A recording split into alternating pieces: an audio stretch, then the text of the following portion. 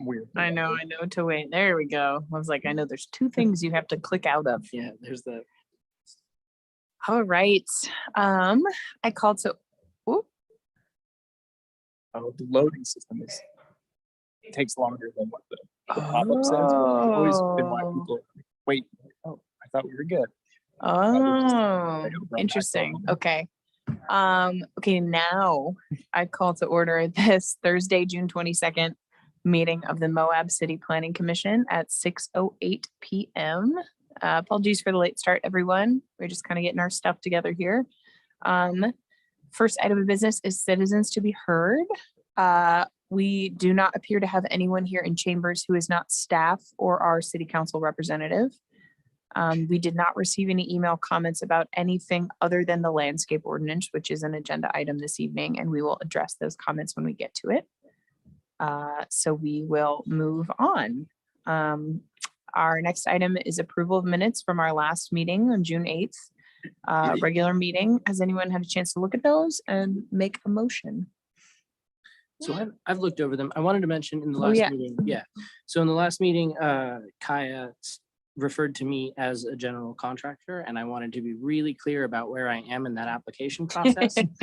I am a contracting qualifier, which means I've done the coursework, I have the experience, and I've passed the exam in order to receive the license, but I have not yet created the business entity that holds the license. So on record, I just wanted to be really clear about that. That's nice, Miles. Thank you for making that clarification. I just know you know things, and I hopefully it was simple. The spirit of what you were saying is absolutely true. Yes. I have a good idea of what those plans on paper are going to look like in execution. Sweet. But I appreciate you correcting the record just for the sake of like super transparency. So thank you. Always, and never hesitate to just correct right then. Yeah, that meeting was a busy one. It was a busy one. Yeah, right. In Redford, yeah. Great. I figured it'd be worth clearing up now. Thanks for clarifying, Miles. So yes, we maybe make a note of that. That'll be in tonight's minutes. So sure. Yeah, just wanted somewhere on the record to say that. Awesome. Anyone want to entertain a motion? I'll make a motion to pass the or approval. I'll make a motion to approve the minutes of the June 8th. No, yes, June 8th, 2023 minutes, if I can get it out of my You're on mouth. summer break brain. I love it.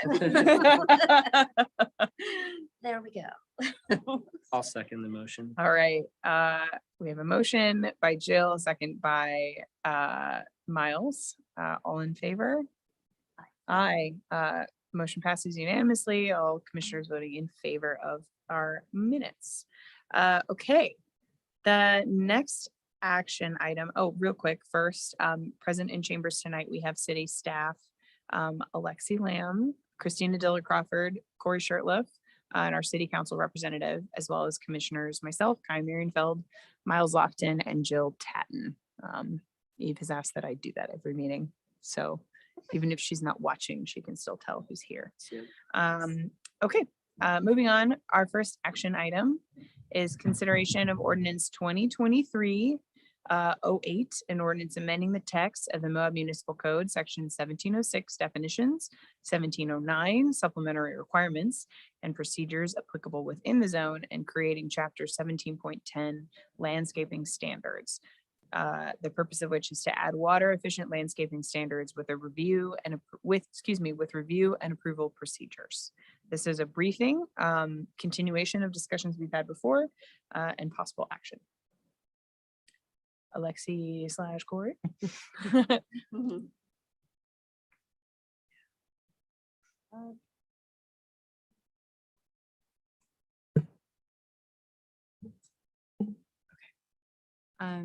What we thought we would do is go over some of the things that have been updated or changed since the last time we spoke.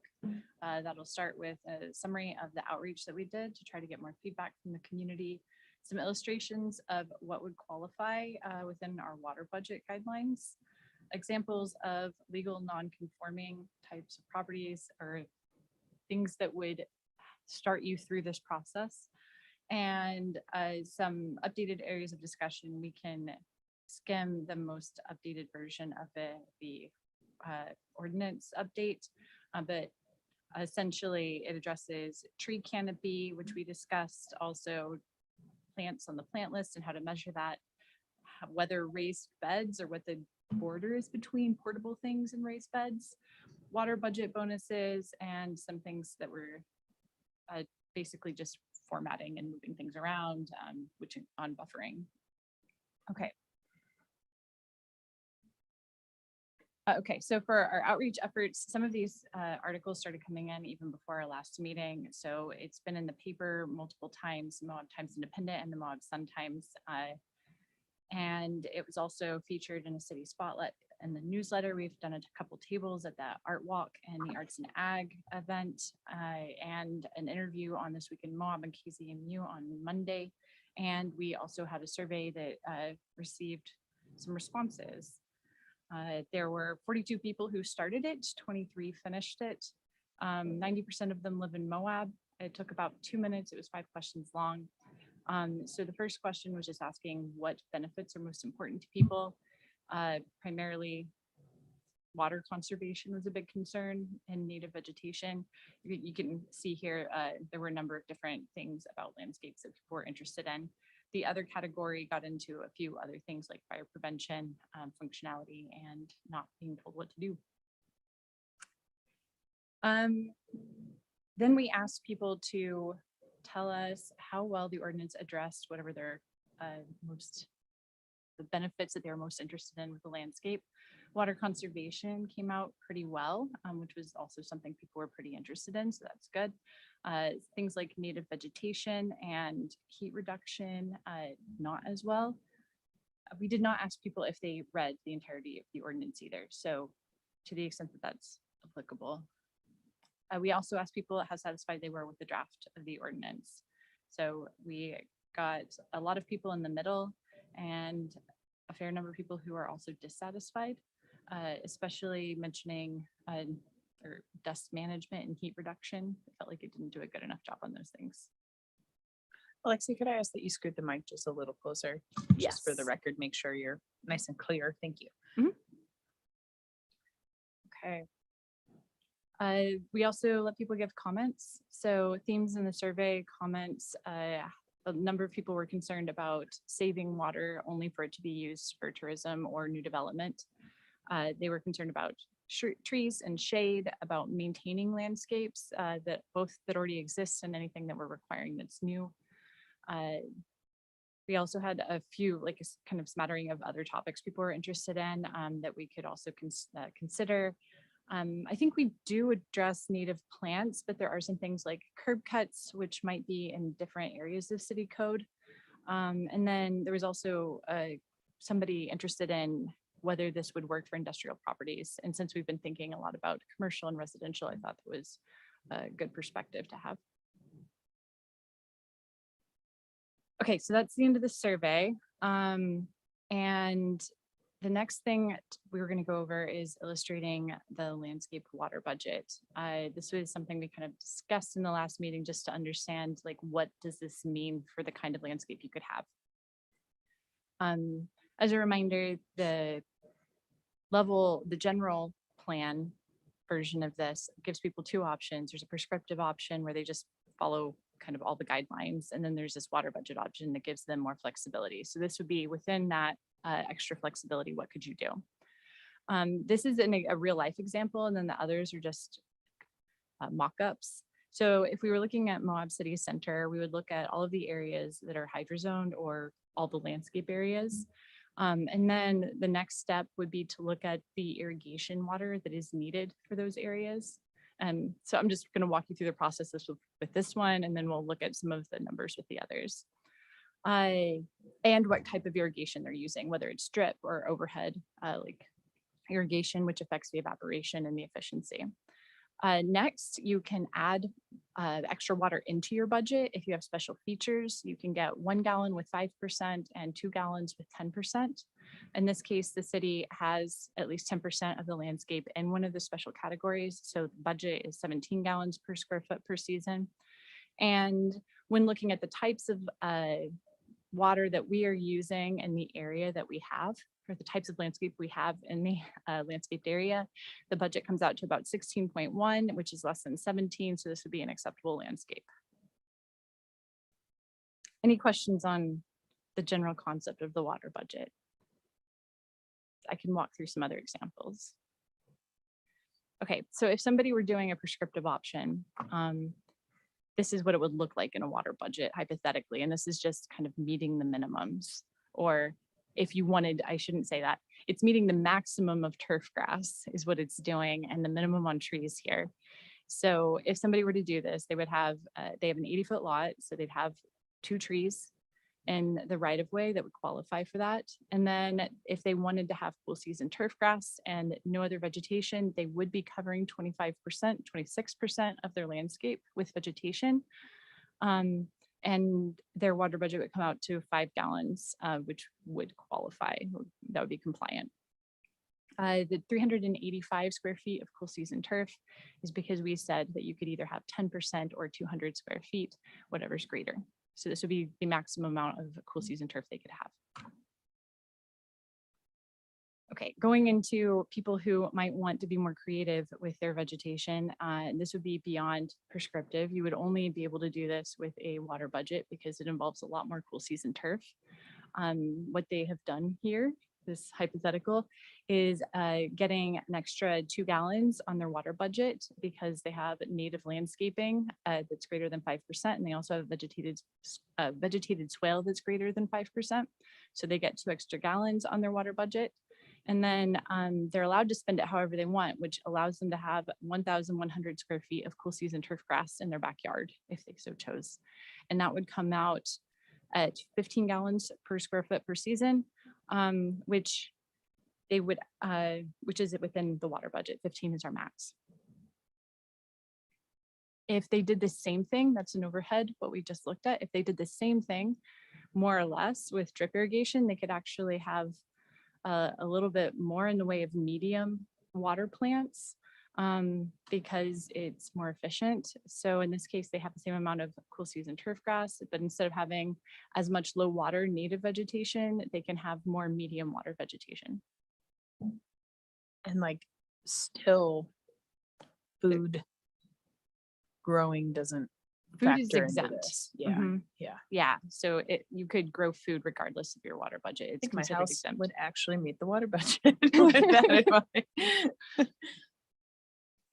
mind. If somebody wanted to have a pool, pools are calculated similarly to high water vegetation, not exactly, but pretty close. In this case, you could have a 300 square foot pool and you could still have the entirety of your landscape vegetated if you wanted to, in medium and low water plants.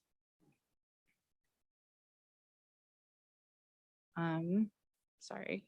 And in this case, they're coming in right in on budget 15 and they have no special features. So they have to be flat with it or less. In this case, this would be somebody who wanted the pool and some cool season turf. By using almost entirely low water vegetation, they can actually come in under the water budget at 14 gallons per square foot per season. So hypothetically, they could even add a little bit more vegetation and still be within the water budget. And this is with assuming overhead irrigation. So again, if they like switched to drip, they would also get even more plants if they wanted them. Of course, this is just trying to illustrate how much you could put in your yard. You are perfectly able to go with something that looks a lot more like the prescriptive one for option 1, even if you did a water budget if you wanted to. So you could put mostly mulch in your yard. This isn't like you would be required to landscape the entire thing. It's just that if you wanted to, you could. Any questions about? Can you explain and this is for myself and then also just for clarification for the public, when you say the prescriptive option, Yeah, can you explain that just so we have a nice clear? sure. The prescriptive option, and I only illustrated this in a water budget so we would see it. It's not, you would not have to do a water budget if you did the prescriptive option. But the prescriptive option, you go through the general standards and it's required to meet all of them except irrigation, I believe. But mainly you go through the standards that have been proposed, and then your landscape would meet them. And if you met those, then you would have a qualifying landscape and you Mhm. wouldn't have to go through the water budget process. The water budget process would be if you wanted additional flexibility, in which case you only have to meet the first 3 standards, which are plant minimum, artificial plants, and I'm trying to remember what the last one is. You want to have that one off the top of their head. And after those 3, then you would have a lot more flexibility with, let's say, how much turf you wanted in your yard. Does that cover it? Yes. Okay. So it's basically you meet these criteria, or if you don't meet these criteria, you have to make all of the stuff you have or the stuff that you want fit within a specific gallons amount. Yep. Right. It's meeting criteria as listed, or you can get additional flexibility if you want to go the water budget. And that would let you do a little bit different things with your yard. So I'm curious what resources somebody here would have that the city would provide to help calculate out their water budget. Like if they Yeah. wanted a that's my water question budget too. option, but they were felt overwhelmed with actually calculating it out themselves, what can they do to go in and figure out if their yard fits in within that water budget or any of that kind of stuff? We have a spreadsheet right now that you can go in and put how many square feet. This is how these examples were calculated. You put in how many square feet, you pick what type of irrigation, and what type of plants, like what they're high, medium, or low. And they're identified as high, medium, or low in our plant list. So you would know that way. And then it will give you an amount that your amount of gallons per season per square foot, or that your proposed landscape would take. And that would be a way that you could calculate it. So there is a spreadsheet that people could use. There's also a worksheet. Okay, all these are available on the website. They would be if Yeah, we will passed be it. when we Yes, pass it, yes, yeah, they would okay. be publicly available. That was one of the more common questions I had, was just about Like, how the do I water do budget. that? Seemed like an interesting option, but people were overwhelmed by it. So making those tools easy and at hand, Yeah. I think is a good thing. I think that makes a lot of sense. And I was kind of intimidated by it too. But when I started doing calculations, we had our consultant helped us with these, but I started doing calculations to modify some of them to illustrate different points. And I think there's maybe a short learning curve, but I think people can either figure it out, or we would be happy to walk them through it. Well, yeah, that's, I assume most people would be faced with these decisions when they're trying to pull a permit and would already be in contact with the city for that kind of thing. Okay. The next thing that we were going to discuss is when would a property need to update to meet the updated landscaping code if it were passed? So here are a few different possible modifications people would might choose to do to a property, and whether or not it would send them into a permit process that would have them come into compliance with the landscaping code update. So if the city passes the ordinance, but the property has not changed, they would not need to come into compliance. You'd actually have to change your property in some way to go into that process. If you added a vegetable garden, for example, or a flower garden that's like 100 square feet, something like that, you would not have to come into compliance. It wouldn't be a big enough change. If you remodeled something on the inside of your house, like a bathroom, or you needed a plumber or electrical upgrades or something on the interior of your house, you would not need to. That's exempt in the way it's written right now. If you added a porch, it should say litigation pending. Pending litigation, currently the answer is no. It would be not considered a modification to your structure. It could change, but currently adding a porch or a deck would not have you update your landscape. However, if you are doing, let's say, a carport, it would be considered a modification to your property, and you would. That would be the point at which you would have to switch over and also modify your landscaping to become compliant. Additionally, if you did something like replacing over half your yard or 2,000 square feet, at that point, you would need to be compliant. Changes smaller than that are exempt, I believe, or they're in the legal non-conforming section, but anything that passes either of those thresholds would need to come into compliance. I think Corey also has an example of the kinds of things that people might encounter. We do. With that, what I might note on this particular screen is all of the additions that we're seeing essentially above that last one are essentially modifications to the structure or use ascribed to the property, whereas the last is in specific reference to, okay, I'm not touching any structural components or use components, I'm purely amending landscaping. We had to break those into essentially two different categories within the ordinance itself. But within that last category, I think it's pretty self-explanatory. If you're anywhere on this end of the spectrum, yes, you have a big enough change into your landscaping that it needs to come into compliance. But this is a new aspect that would be handled on its own. All of these other aspects would have to be handled in line with our legal non-conforming code. The middle section, remodels the bathrooms and things, it gets a little bit more questionable. I have some of the code language I can share a little bit later as well. But we've actually been dealing with a couple of properties coming in for changes. So what we'd see as amendment is construction of ADU, whether that's internal or external. Those would be factors that would kick you in as well. I had begun to draft out a couple site plan examples to show what that might do. A couple problems with that is I was using actual subject properties and thought that might be a little bit of an overstep. So I dialed it back to what would be kind of just a concept drawing of what a minimum lot area would be. But then within that, it became kind of philosophical at that point anyway. So I haven't provided any site plans. We can discuss it further. If you have questions, I have a handy dandy whiteboard here. And even then I was drawing out some sketches to show and realized, I think with the water budget and prescriptive examples Lexi has provided, if Lexi, you wouldn't mind scrolling back up to the prescriptive option first. Yeah. So within this option, if we wanted to imagine that the same structure and layout of the house, which is a pretty average size lot, we do have a minimum lot size of 5,000 square feet, which typically will average out of the minimum frontage of a property will need to be 50 feet, which allows for about 100 foot depth. So if we're utilizing that as the base level standard, this is just a little bit bigger. But typically what we see in our neighborhoods right now is this very similar layout, but then where we have our mulch on either side of the properties, maybe even excluding these trees, is usually turf grass of some kind or mixture of that. And then especially in the back beyond the patio, turf grass as well. One of the selected properties I had picked was this almost exact example. So I thought, well, we'll just use this figurative example anyway. So with this particular house, if there were an internal ADU component and that whole backyard and components of the front yard were turf grass, this would be the result of the prescriptive option. I mean, it's almost a perfect example where is they're making the increase to the property, they'll have to essentially regenerate a good portion of their turf grass, remove it, which does have a rebate option that will be made accessible through this ordinance approving through the state. As you go to get that verified turf grass removed.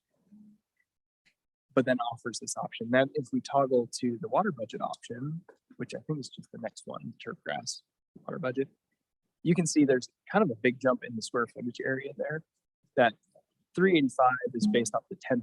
So there's either a 200 square foot minimum based on lot parameters or particular conditions. If your required area for some reason was smaller, that would yield less than 200 square feet, it makes more sense to allow for more turf at that point to conserve water instead of wasting water if there were less turf. But what we're seeing here is that water budget actually is more permissive in that square footage amount for that cool season turf.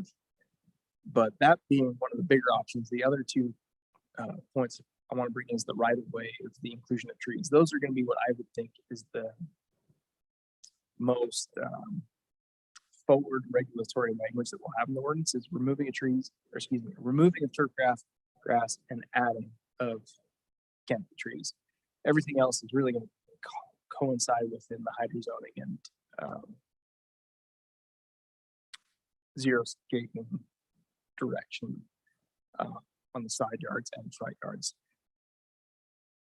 I think with that and then the checklist, do we have particular questions on maybe specifics? I think Alexi, you got a good amount of what off the top of your head. Well, I'm going to replace say a number of my appliances, that's going to need a building permit for electrical or plumbing, but does that kick me into a category of general standard based off of building permit action? The answer is no, based off of our exemption category within the ordinance.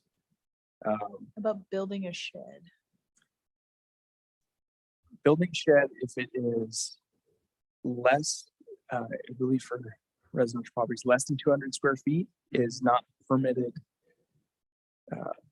Meaning you don't need a building permit to place that shed. It's small enough, and not encumbering on the property enough. But if you go beyond that, that's an accessory structure at that point that does need a permit. At that point, yeah, you're increasing the property, and that's where, we might actually Do have a couple to like, something we discussed with that too, is that some things like sheds or in this case, if somebody re-landscaped half of their lawn, they wouldn't necessarily need a permit, even though according to the rule, they would need to comply.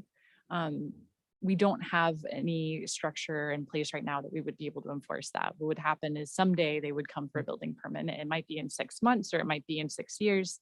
And at that point, they would probably have to come into compliance. It's unlikely that we would know if people were landscaping half of their yard. Yeah. I mean, right now what we have is people putting siding on their homes or even re-roofing. You need permits for those. And if our code enforcement or building officials are driving down and they say, hey, I know this property doesn't have a permit, they're going to stop and inquire. If we see a truckload of gravel or we see substantial amount of pallet turf or sod turf blocks in the driveway, we're going to, at this point, it'd be the same considerations like, oh, they're redoing the roof. It's like, oh, clearly they're redoing the landscaping. Do you have a permit, building permit that would coincide with the landscaping plan to move that forward? So that structure of enforcement is going to align with what our current parameters are, what our abilities are through the city of both reviewing capacities, but also just landscaping is becoming just another attribute of the approved use of a property. That's not very typical, but is becoming more and more typical as regulations in our region are starting to actually engage in these types of qualifications because they have to be. So I know it's kind of silly, but we're going to treat trees, turf, gravel, and bushes as if it's siding, roofs, and lighting. I know it's a little bit of a philosophical shift, but if that's the way we're going to approach it, and kind of with Lexi, what we're saying is if we've been directed to develop this ordinance, and if we're going to do it, we have to go to an extent where it's actually going to be successful in work, which is going to require that we actually reconsider the way we define landscaping. And honestly, if somebody's tearing up half their yard, it shouldn't be that hard to plan the new landscaping to fall within compliance. And that was when we set that threshold, was part of that original idea. So if you're doing something smaller than that, we get it. You get some nice new plants for the season. Okay, you can go in there and do what you're going to do. But if you're going to the effect that you're going to go over 50% of whatever that square footage to, which can be a significant amount. I mean, when we're looking at these lot areas of a landscaped area, which is meant to basically include your yards, your front, side, and rear, that's a significant square footage. So that's no minimal dollar amount. That's not you just going out to your Yeah, it's local not nursery and $100 grabbing. hardware I was Couple gonna say, I trees. redo my yard every weekend. That's right. That's right. Oops. Yeah, all of those parameters seem really reasonable, and I was expecting almost any building permit to trigger this compliance. So the fact that Yeah. somebody can get a minor Yeah. bathroom remodel, move their washer and dryer or whatever without having to worry about the added expense of Right. redoing their Yeah. landscaping, I think is important for people to know. And you out as the loud. guy that's doing all of those remodels, Right. not having to be like, well. I mean, that's a big educational component we'll have to go Yeah. with our development and construction community is they're the guys that are accepting these jobs, and building official comes and yeah, pull the roofing permit. Well, you're also responsible for this property now that you're developing out of compliance because the plan wasn't submitted completely. So it's going to be an educational. Yeah. It's gonna be interesting. Yeah. Can we talk enforcement for a minute? Sure. What is like the reality of it? Like you said, you mentioned rightfully, we're not like drone checking Mhm. people's houses, thank God. Yeah. But like, is it like everything else where it's complaint based? We have a dual program. I know we are complaint based, and that's from the citizenry. But right now, we do have an enforcement team who are vehicle, I think the appropriate term is enforcement officer, Mhm. who are out in the community that are mostly oriented towards animal control and that type of, whereas historically that was their Yeah. position. But they've absorbed our land use and zoning code as well. So as they're out there, they're reviewing signs, lighting. So they're taking pictures essentially as field reps to establish, hey, there's probable violation. Then they send that to whoever the appropriate authority is, whether that's the building official, zoning administrator. It could be the streets or public works department. So we meet every Tuesday to go through all of these and establish, is there indeed a violation or is there not? Because our Interesting. enforcement officers, while they are not the authority, but they are kind of like Yeah. a general. It's like a police officer Yeah, issuing yeah. a speeding ticket, and then they have to go before a judge. We're kind of trying to mirror that process. Interesting. So we've definitely stepped up our enforcement programming as we're moving with all these initiatives that are going to require more and more of our ability to do that. So I don't want to say that this is a purely decorative ordinance. We will be through all new applications, certainly covering these things through inspections upon the building permit and getting to a C of O. But even after the fact, as far as, okay, people out there doing stuff, Mhm. we have a small community that I think even between the combination of compliance and then the enforcement team, I think we're gonna be pretty aligned. I think there's a lot of people in the community that do support this ordinance and support water efficiency. So if they see that a particular neighbor is bringing in loads and loads of turf, they say, hey, that looks a little bit odd. Is there a violation here? And then we would verify that with the property owner, go through that process. So I think, of course, there's gonna be some holes. Mhm. We've talked about this before. You get a C of O, the next day you can start taking a sledgehammer to the interior of that. Nobody would ever know. But the minute you go to sell that, Yeah. and the assessor office comes through, they're going to check for compliance throughout to ensure that it's being, or an appraiser, excuse me, the assessor office does do elements of that, but an appraiser will go through and ensure that that property is in fact intact with compliance and is what it says it is. Landscape is just going to become another component of that. So the major increments of review are upon approval and C of O, and then there is going to be a low time, which is our complaint and enforcement base. But every time that property changes hands, it's going to be that catch-all. So I think that was a point Alexi made is, okay, say 51% is done and they never got, it's on that borderline of 49 to 51, and we didn't catch it. But then they go to sell later on, we say, hey, you're in legal non-conforming or non-conforming if we have some evidence that the original permit wasn't approved to do Mhm. that. Okay, interesting. Yeah, it's tough. It's funny, especially this year. I keep thinking about we're adding the new standards, and for very good reason. There's a component of and this is totally an aside. I'm not someone who really cares at all about neighborhood blight and visual appearance of stuff. That's not where I feel like regulation is most useful or necessary in communities.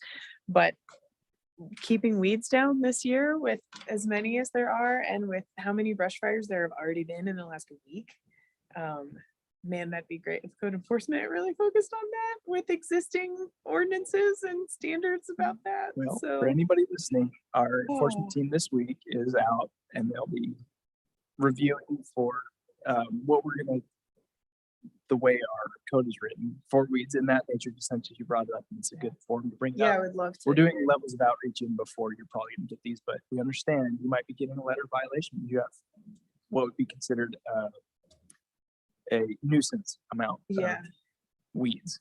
We understand everyone's struggling to keep them down right now, Yeah. but it doesn't change the fact that we all will have to be in this particular year trying to keep them down. So it's for those properties that if we never start that first step, Yeah. if it gets really bad, we will never be able to Yeah. actually get to the steps of actually resolving it. So Totally. this year, that was actually a really big topic. Because it's not People been said it's something everybody. that's So do we really want to pursue it? And Yeah. the answer was, it's yeah, not everybody. we're going to pursue the ones that are out there for sure. Yeah, Yeah. because there are some where you're just weed whack it.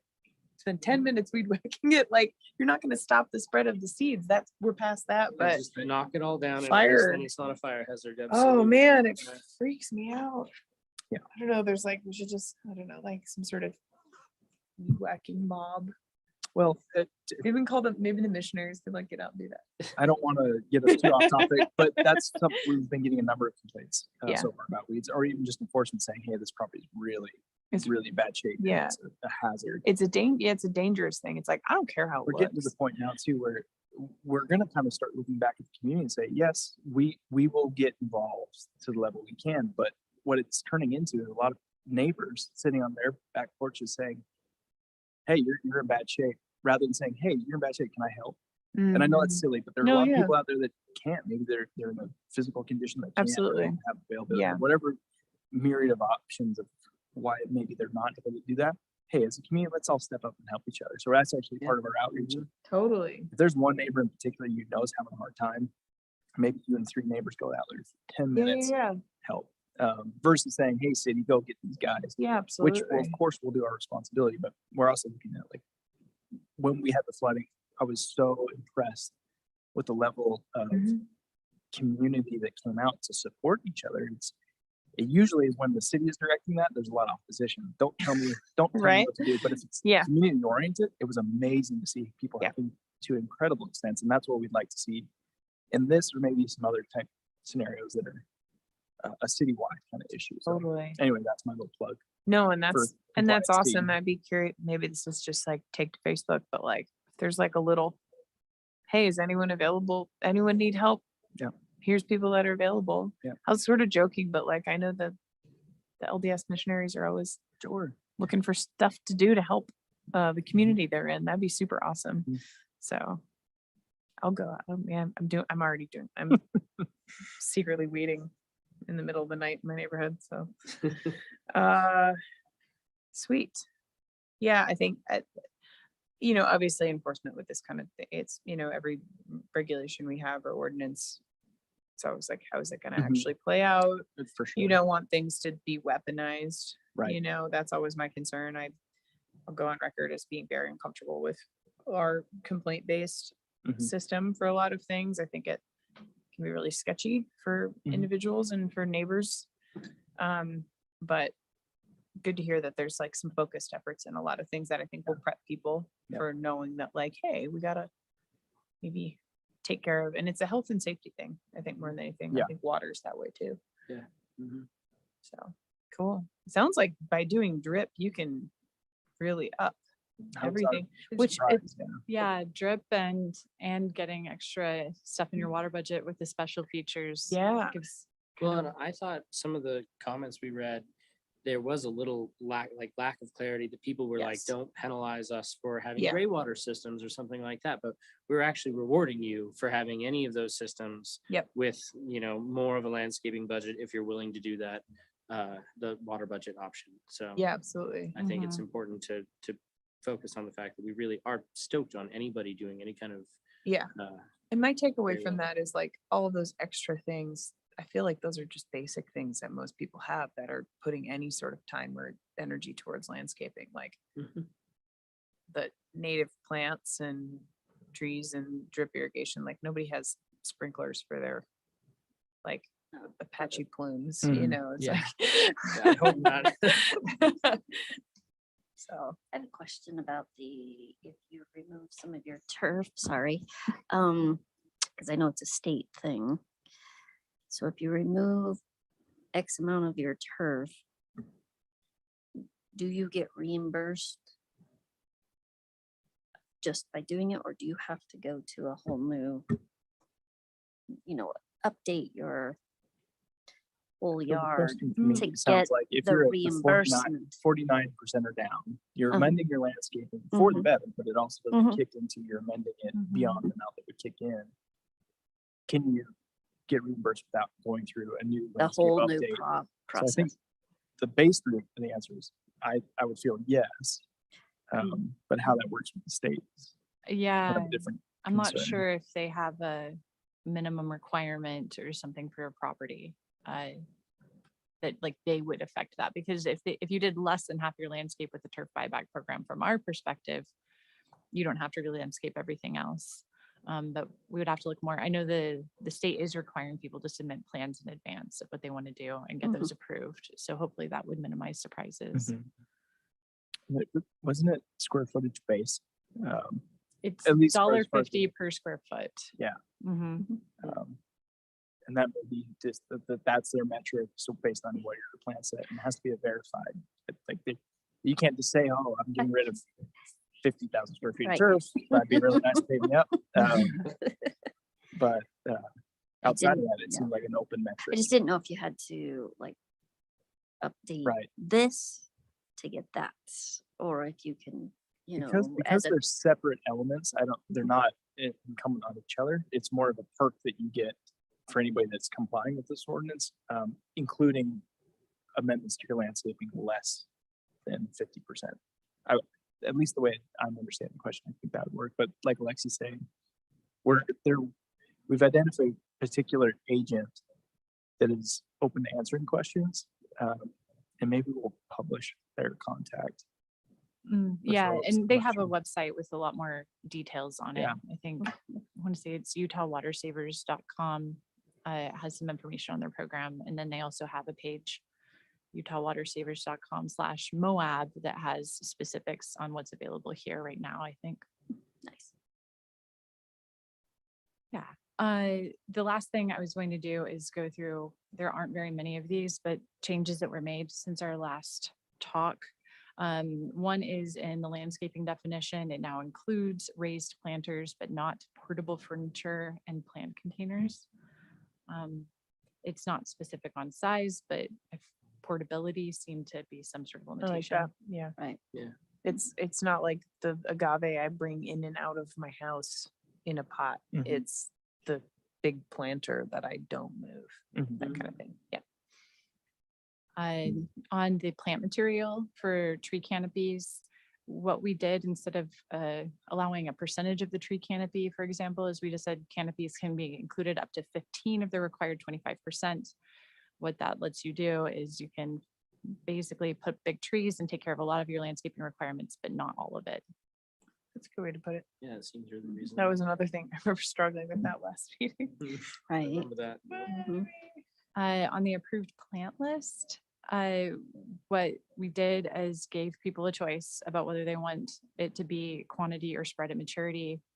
You could pick whichever one has been most beneficial to you. And if the requirement is 90%, it's restrictive enough either way. So in that case, it made sense, it seemed like, to just let people choose. If they have a lot of small plants, they would have one selection. And if they have one really big plant, they might choose the other.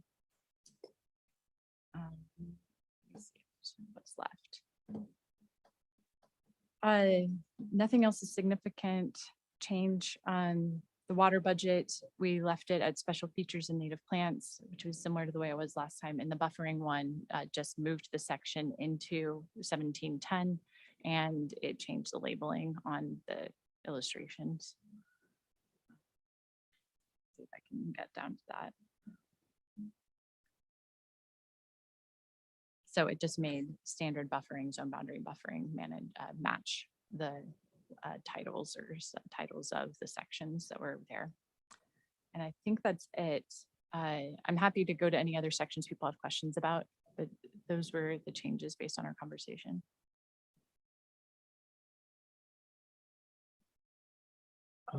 One additional last minute change we hadn't really discussed was about soils. Do we want to bring that up about the exemption for? Oh, right. That was last. Okay.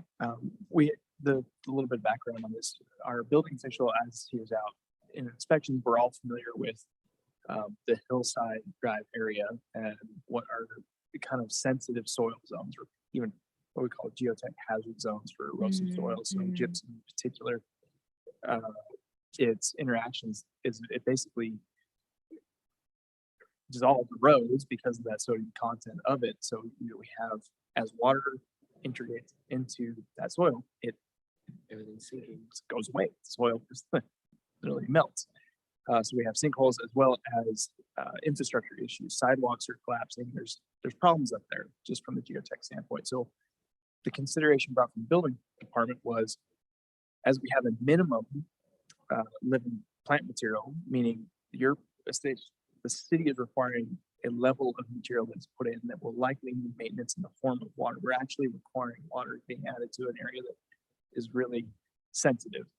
to that, there's two paths. One is that we, within the exemption section, say that essentially qualifying areas, and we need to wordsmith this a little bit. This was maybe, what, 2 hours ago? we Yes, talked about yes. this. But for lots, properties, or areas that qualify within this hazard zone, and there's a number of other engineering qualifications that would essentially kick them into that category. This would not be a standalone verification, but that they would be exempt from that minimum plant material in a form that we're just not requiring. Obviously, you can add whatever it is you'd like. We still have the maximum, but that minimum, we're not, if you're going to do all gravel and a few cactus in that area, it's probably the most appropriate, trying to stabilize the soil as best we can. We're trying to maybe brainstorm of the suggestions aspect to that of here are some ground coverage plant materials that will help stabilize that particular soil, but there's a lot of areas of that where I don't want to go into the requirement realm because there are implications that we don't know how a particular property with a particular composite with these plants might react. And we don't want to require somebody's property and then have it fail. Of course, if your property do it, you want up to that maximum, but we're not going to require a minimum at this point. Yeah, that's probably. Is our suggestion. So this is a new language piece we're adding. Yeah, thank Can you you give for some reminding me. examples of places within the, I'm thinking of places in the county, but places in the city that might apply to? Just like Yeah, specific we- property or? We're actually working the property that's downtown. I mean, general area, second that is doing geotech hazard analysis. And they think they may have erosive soil. So it's generally speaking, it's our whole valley. Oh, There geez. are aspects of this gypsum and erosive soils throughout our whole valley. So when we have our GIS layer map, the whole thing is red. But we've identified particular areas where it's Oh. at surface level. I mean, Yeah. maybe you go down 12 feet, maybe there are some elements down in there, but there's Yeah. substantial layers of other geofoundation that can support it more or less. Yeah. And there's obviously groundwater Yeah. through most of our valley as well. But the up by Dock Allen and Hillside Development, what we've kind of affectionately called Gypsum Hill, is at the end of I'm forgetting the name of the street there. That circle. Yes, Yes, I know what you're there's a talking couple about. right. It's end of Diane Olds. Huntridge. Pike Green up, Yeah. up top. Yes, Mhm. Huntridge. Mhm. That area in particular, and there's also some on our east rim valley, but they're a little bit more irregular. Mhm. Whereas that particular layer just seems like the slope had just kind of evolved in a way Yeah. that it's all within the 25 feet from surface level down, where it's Interesting. really particularly challenging to Oh. develop. So that's the area in our minds we're particularly focusing on. Okay, cool. Yeah, as long as that doesn't become an exemption for everyone, because the GIS map says that we all fall within. That's Yeah, right. And That's so an interesting point. For that, I'm hoping into that verification that if engineering's determining that you need to over-engineer and basically over-excavate and then We do refill engineered with fill. sustainable, Yeah. Mhm. if you fit that qualification for that lot, you could fit in this category, but if you Yeah. have a small percentage of gypsum, which we all do. Yeah. No, you're a standard lot. Yeah, and that would be So a it's- really good. If the method. engineers are making you over-engineer, we're not gonna double down and make you do Yeah. landscaping that undercuts what they're trying to do. Absolutely. So that's the threshold we're Interesting thought to build a bypass there. roller coaster. Yeah, right. Whee! Oh, interesting. Okay, no, thank you for that explanation. It seems like the way that you incorporated the stuff we talked about at length last time makes good sense. Do you want to talk about screening now or in the context of this? I might, uh, It is. our I'd like to next- acknowledge our written comments. Yeah, Uh, yeah, absolutely. I don't know if we want So, yeah, I'm by happy name, to. pull them up and maybe some quick Sure. summary. So let me pull them up. Okay. So I only received the 5 comments. I believe that's correct. Okay. I'll double check that's still accurate. So we had 5 comments. We had one from Pauline Latham. We had one from Rich McClure. We had one from Mike Duncan. We had one from Sonia. Did not give a last name, but Moab Townhouse is the business that was listed, or the email address. And then Dave Lewis. those were the letters that we received, excuse me, public comments that we received through the city's comment portal on Google Forms. There were some comments that said, just don't limit water in the area. We're allowing lots of things to happen, but putting restrictions on access to resources for locals, which is absolutely a concern. Explore more ways to reduce water use in the parks and the pools around town before changing residential regulations. This was something that wasn't necessarily in a bunch of comments that we received, but it was something that I heard and saw a little bit out in the public on Facebook. Some folks I know sharing it, basically asking, what is the city doing on city-owned properties to account for this as well? The golf course obviously is brought up a lot. Public park spaces, can we do warm season grass at the ball fields, stuff like that, instead of cool season grass? And turf obviously is not a great solution with microplastics as well. So that was a pretty consistent thing I heard there. I think there's definitely the feeling that the city or whomever is allowing or is restricting water on everyone because they want to provide for more development. Obviously, I would say about 50% of people understand that there's no new overnight accommodations that are provided for in our code right now, because of course they still see the things finishing right now, or they see other projects happening and they think they're going to be a hotel or an overnight accommodation instead of just a regular condo or a regular apartment complex. That's a consistent thing that we struggle, I think, to communicate effectively to the community. I'd be a rich woman if I had $1 for every time I said the city currently does not allow new overnight accommodations. Let's see, I want to address all of these. We had some folks in favor of the codes, supporting going even further and saying no cool season turf at all should be allowed, period. That was a comment that we had received. There was a specific list of requests from former Councilman Duncan. The first one was exempting Moab Irrigation Co. users who are surface water users from the conservation requirements. Same for gray Wayne non-groundwater sources of landscaping water. Basically, don't penalize people who avoid the use of the groundwater. Of course, that sort of being the primary concern. How many folks in Moab City use Moab irrigation water? I don't have an accurate number. I do know their irrigation lines are pretty, unless does somebody from the commission know? No, she was I just don't saying she know. does. I do. Yeah. Yeah, so I mean, it's a historic irrigation system, and a lot of those lines are maintained. They're continued with our development review team established. Some being in ground, some being Random daylight. broken pipes sticking out of the ground that just Some gush once a week. Yeah. run down the street. Yep, mine runs in the gutter to the property next to mine. Yeah, there you go. It's super Uh, useful. What I think that's a really interesting, and I really appreciate that comment. Yeah. I understand. What I think is challenging is for us to distinguish Yes.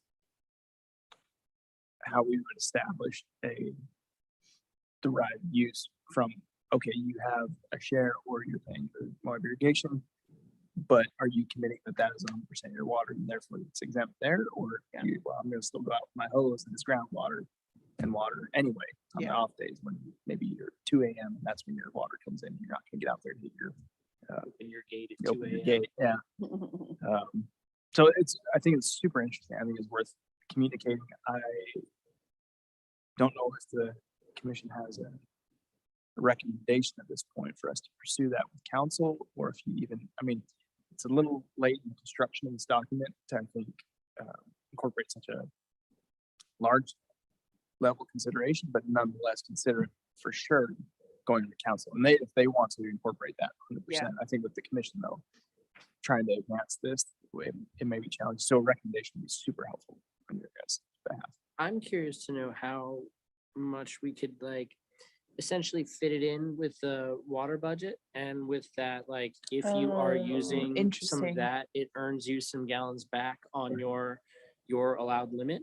Right. And so instead of having to rewrite or build in a whole nother section of the document, if you can prove that you're using this, non-groundwater source, whether it's because it's already kind of built in with gray water or otherwise. So if you can prove that you're using this non-groundwater source, it earns you a little bit of water budget. And if you want to do prescriptive, then it doesn't matter. But if you are willing to go to the lengths of doing the water budget, then you earn yourself a little bit of leeway there without having to rewrite a lot of stuff. I think it could go in the water budget. It also, depending on to what extent we wanted to, we could also add to the exemption section, similarly to the Yeah. soils edition. I think exemptions is tough. I would rather keep outright exemptions a little more narrow because again, like what Corey was saying, you can absolutely have Moab Irrigation Company water and then be using culinary water for whatever the heck else and no one can really tell unless it's been established outright. Whereas having it as one of the things you check off on the checkoff list, if you're doing the water budget, Yeah, it gets you a gallon or two to- per square to foot get- back or whatever. And Yeah. get some more, I think that Yep. makes good sense and that makes enforceability the same instead of something that's a little bit more of a squishy headache. I think it makes sense too for the benefits landscapes have other than Yeah. just water conservation, Yeah, that we would absolutely. still like soil stabilization, some of the other things. The second of Mike's comments was requiring drip irrigation, not sprinkled, is just requiring it outright is a really good idea. I like it as a thing that you can get more. I think it almost teaches a lesson about methods to use and what is more water friendly, having it how it is now in the ordinance. It sounds really weird, but like people see that it's quite a boon to have that. I would also strain to think of anyone I know who doesn't have drip irrigation on anything but grass, like turf grass or lawn. Agreed. And drip irrigation can also have above ground sprinklers Yeah, that are then Mhm. not as efficient. And so Yeah. I think like Mhm. requiring it outright doesn't necessarily solve that issue. Like I like the incentive to have it. Mhm. And hopefully there could be some kind of education on the best way to set it up or, how to make sure it is actually as efficient as it can be. I think that's going to be more important and have more of an impact on how much water we use Mhm. than outright refusing the overhead sprinklers, because honestly overhead sprinklers are really expensive and annoying to install. And so I think if people can avoid doing that and go the drip route, which is much more modular, they're just going to go with the drip route in the first place, and that we don't really Yeah. need to like prohibit the overhead sprinklers. Yeah, I agree. Let's see. Offer incentives to existing residents to conserve, including public accolades. I love this. I love if the city had like a water-wise yard of the month that we put in the city spotlight newsletter. I think that'd be sweet. I want to do that with dark skies too. I feel like I've said that before. Mhm. Like Mhm. people really like getting, Like, look at this. they could put a little sign in their yard. Yeah, well, Like into it. seriously, Yeah. people love that stuff. I would love that. I think I think that could be something, maybe not part of this ordinance, but we do as a part of maybe an action plan Yeah. or policy. So Yeah, not the ordinance, but ordinance. for associated sure. through the sustainability department. Yes, I have a Vista coming on Ooh, next month, that's who exciting. part of it is going to be trying to help us build like more water education. So I've been talking to USU Extension about testing out some kind of stuff on our city properties, which also gets to, I think, somebody's Yeah. comment. So that would help us address city properties, but also we could discuss other incentives and in addition to education and outreach and also connecting people to the state programs and incentives. We could do a big city thing for World Water Day next year. Make a I note. think many aspects of the ordinance that we're looking at now for landscaping, I see a mirrored framework for what we had done with dark skies. We're Yeah. continuing to do with dark skies. So the Friends of Dark Skies, I think that's what it was. Our Friends of the Milky Way Just program. Moab Dark Oh, Skies, I think. There was a accolade program for businesses. Oh, yeah. Oh, The yeah, Friends of the yeah. Milky Way, maybe that's what I it was. think that's it. Where it was basically for businesses, as you do Yeah. opt-in conversions, you would get a credit advertising all these things and a big old nice sticker to put on your window for advertising saying, hey, look what we're doing. I'm thinking somewhere along those lines, Yeah, totally doable and that'd be really great cool. suggestion from. Yeah. From our former city council member. Maybe the Chamber of Commerce could even have a section on their website that's like, here's Mhm. I don't know, ecotourism in Moab. Like, here's Sure. the most carbon friendly, water wise businesses and hotels in town or something for visitors. That'd be kind of, that's a base of people that are Yeah, and I think people do, essentially vote with their money, and if they have an idea of what, services for their overnight stay kind of do their best to be as Mhm. beneficial to the community as possible, I think Yeah. people would be inclined to lean that way, and it's a great way Yeah. to kind of incentivize others to follow their example. Yeah. you. Something I wanted to mention that I saw both in the survey results and somewhat in some of the public comments is a discussion of like why we don't want people to just gravel their yards with no vegetation. Mhm. And a lot of people said that in the survey that this ordinance may or may not address heat in the same way. Yeah. But I think we can talk about that in one quick, sentence of like the reason we don't just want gravel yards, even though they can be tastefully done, is because plant vegetation helps out a lot with rainwater and with heat. And that when we talk about trees in the right of way and stuff like that, that is a big part of what we're trying to do is reduce that heat island effect Mhm. that the city has. Yeah, absolutely. And I noticed that theme between the surveys and the comments. So I Yeah. wanted to say something about it out loud. Thank you. Let's see. And then the other specific comments from Mike Duncan were, don't get too specific about requirements. I think we're leaving it pretty open-ended, I would say. And then grass is easy to get, trees up, trees not so much. But it doesn't seem like, you could have a whole lot full of trees and feasibly, I think. Like within a water budget, if you could have a lot full of trees. Yeah, I don't know. Well, it depends on what kind of trees. I think. Yeah. There are we some could. that are pretty low water. And right, You could those are have a the lot ones. full of fruit trees and they wouldn't count. Oh, that's true. Yeah, you could have an Oh. orchard. You could have an orchard. That's kind of absurd, but this is where we are. If they're edible, then that's one thing. But also we do have on the plant list, all the trees that we were including, especially for like street trees, and they could go anywhere, of course, but we had a number of low water trees. Mhm. We do not want people taking out trees. That is not something that this is.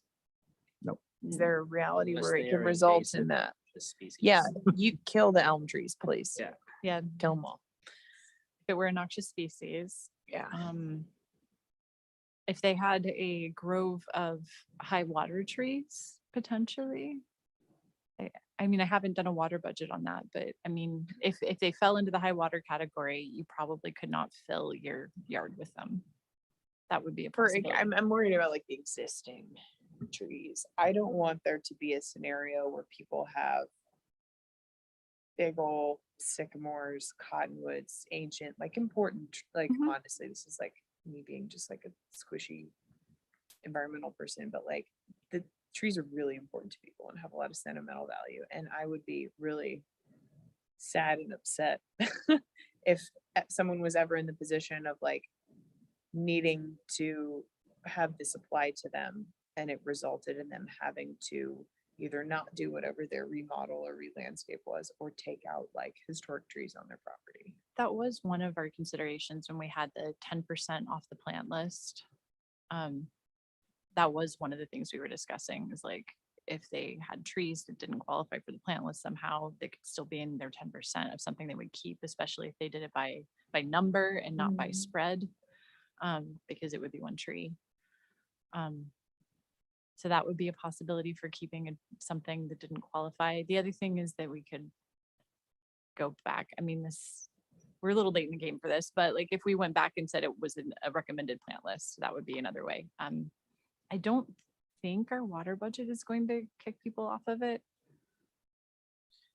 I'm also just wondering how many people here have like large established trees that don't fall on our plant list that would have to fall within that 10%. I mean, like we spent a lot of time driving around through neighborhoods and seeing what people Yeah. have as far as landscaping goes. And, I see like big cottonwoods, but those are on our plant list and are accounted for. And so I'm very much with you. I would really hate to see this ordinance cause someone to, cut down a big, beautiful tree that provides a lot of shade and cooling and all that other kind of stuff, just because it doesn't quite fit within somebody's water budget. And I think within reason, if somebody had a big grove of some, non-native high use tree, I have a hard time thinking of an example of that. And so that's why I think that's less concerning to me, is I think just based off what I see in people's yards in general, I wonder how many cases there are in town where somebody has a non-compliant tree that would theoretically have to be removed if we put this into effect. With that, I want to jump in really quick because where I think we may have accommodated this already to a degree through our exceptions section. We have a subcategory. It's placed under C. I don't know if that's correct. It's the one I'm looking at, C, but that's my active document. So under exceptions, it does grant an applicant based off what we call a reasonable justification standard to apply to. We moved that from the planning commission to the zoning administrator, which would be the sustainability rep in this instance, where I think if they have a particular arbor situation, they could say, look, this, I don't even water it. It's getting it from it's somewhere. It established. ain't me. It's established. I would want to keep this. We would have the power to And I think prove that. This might be the one everybody's in situation where agreement. case by case. And that's what exceptions are for, is we Be knew a lot of these okay. weird things are going to kind of pop up here and Yeah. there. We wanted to create an opportunity for those to be accommodated. Mhm. Totally. That works for me. So I in that. think the way I'm reading this is that if I were an applicant, that's how I perceive that as an opportunity. And then it could be that they come before staff and they're like, I have this really great palm tree and I water it every day and I love it. It's my best friend. I'm sorry. Well, I love your palm tree too, but it needs to come into compliance versus saying, hey, this established deciduous shade tree. It is what's on the plant list, but maybe there's compensation within Mhm. their water budget to accommodate for that in Yeah. some way. That makes sense. Cool. Thank you for that clarification. And this is the one time I'm really happy we have a very vaguely worded exception. Sure. Let's do it. It makes sense here. Let's see. Going back, making sure I'm addressing all the comments. Someone was looking for information regarding grandfathering in of existing non-conforming single household front yards. What type of actions would trigger the need? I think we've addressed that very well. And I think if there's specific questions, I'll just encourage people, like, call the planning department, walk in. I bet they can tell you right there if it is or isn't, Right. there's not like some secret list people are keeping, where if you ask the planning department one time, they're gonna like know you're doing it secretly. The water budget, I think that, thank you for clarifying that. I think that was just the confusing nature of it, how to apply, what does it look like? The diagrams were really useful. Thank you very much. That's how my brain works. Basically doing the math, unless you have a meter on the system, you don't know if the calculations are really correct. I would say that's on the purview of the city at the time of establishing the water budget with the landowner to figure it out. Can you repeat that? So they were just concerned, like, basically you could do the math for the water budget, but if you don't have a meter on the system, Oh, you don't know if your calculations true. are actually correct, which is very true.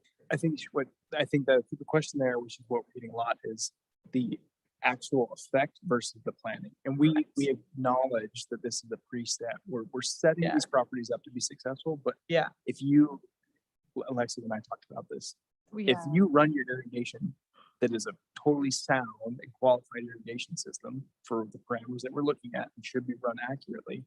But if you just run it 24/7, yeah, obviously it's not going to work. Yeah. But we're not metering at this point. That is something the city is Die. the the city is looking into Yeah. what possible next steps after this first establishment of let's set the property infrastructure and use up.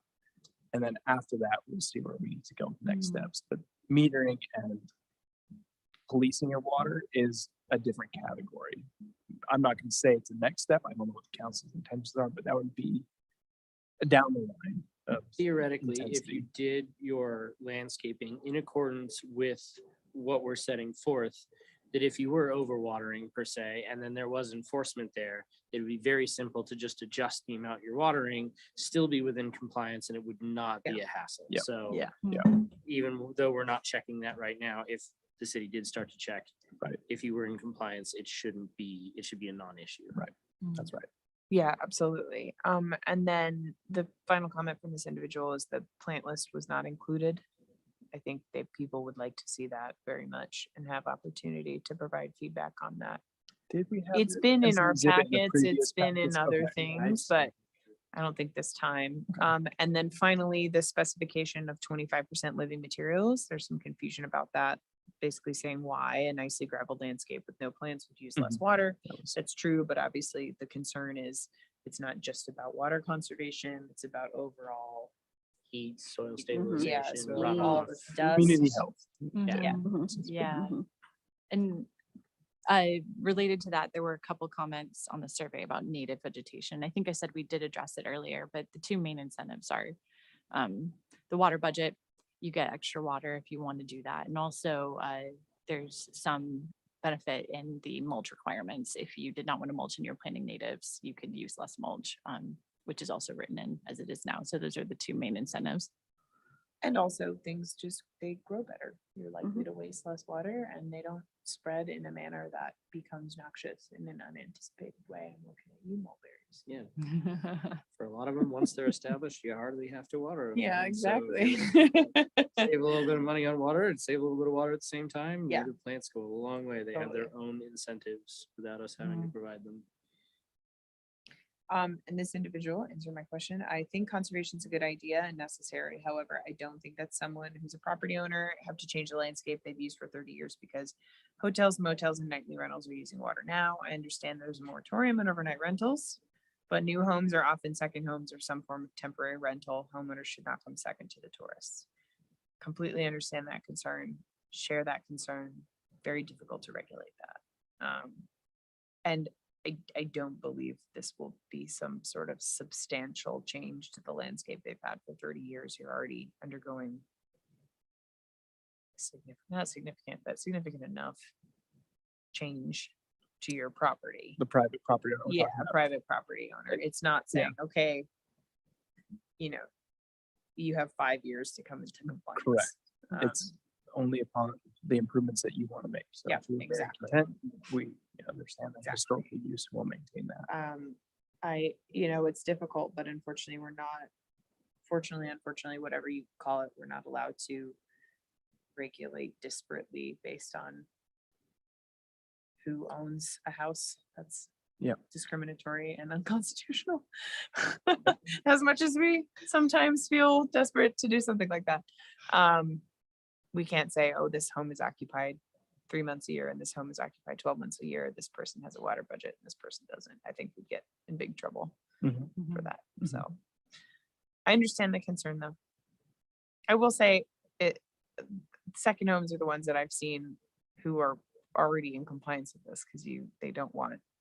They An don't wanna overgrown. maintain. You don't want to have to deal with their landscaping. Yeah, so they yard, just absolutely, minimal. So absolutely. they don't have to deal with it while they're not there. Yeah, That being said, I think, like just us understanding the need for water conservation here and now means that we're all in this, whether Yep. it's the second, the Airbnb down the street or the folks that are there 3 months out of the year, or you who's been there for years and years, we're all in it. And the landscaping you did 30 years ago may or may not fit with the new reality we all have to deal with. Mhm. And that's unfortunate, but at the end of the day, it's just a stark reality of living in the desert. yeah, absolutely.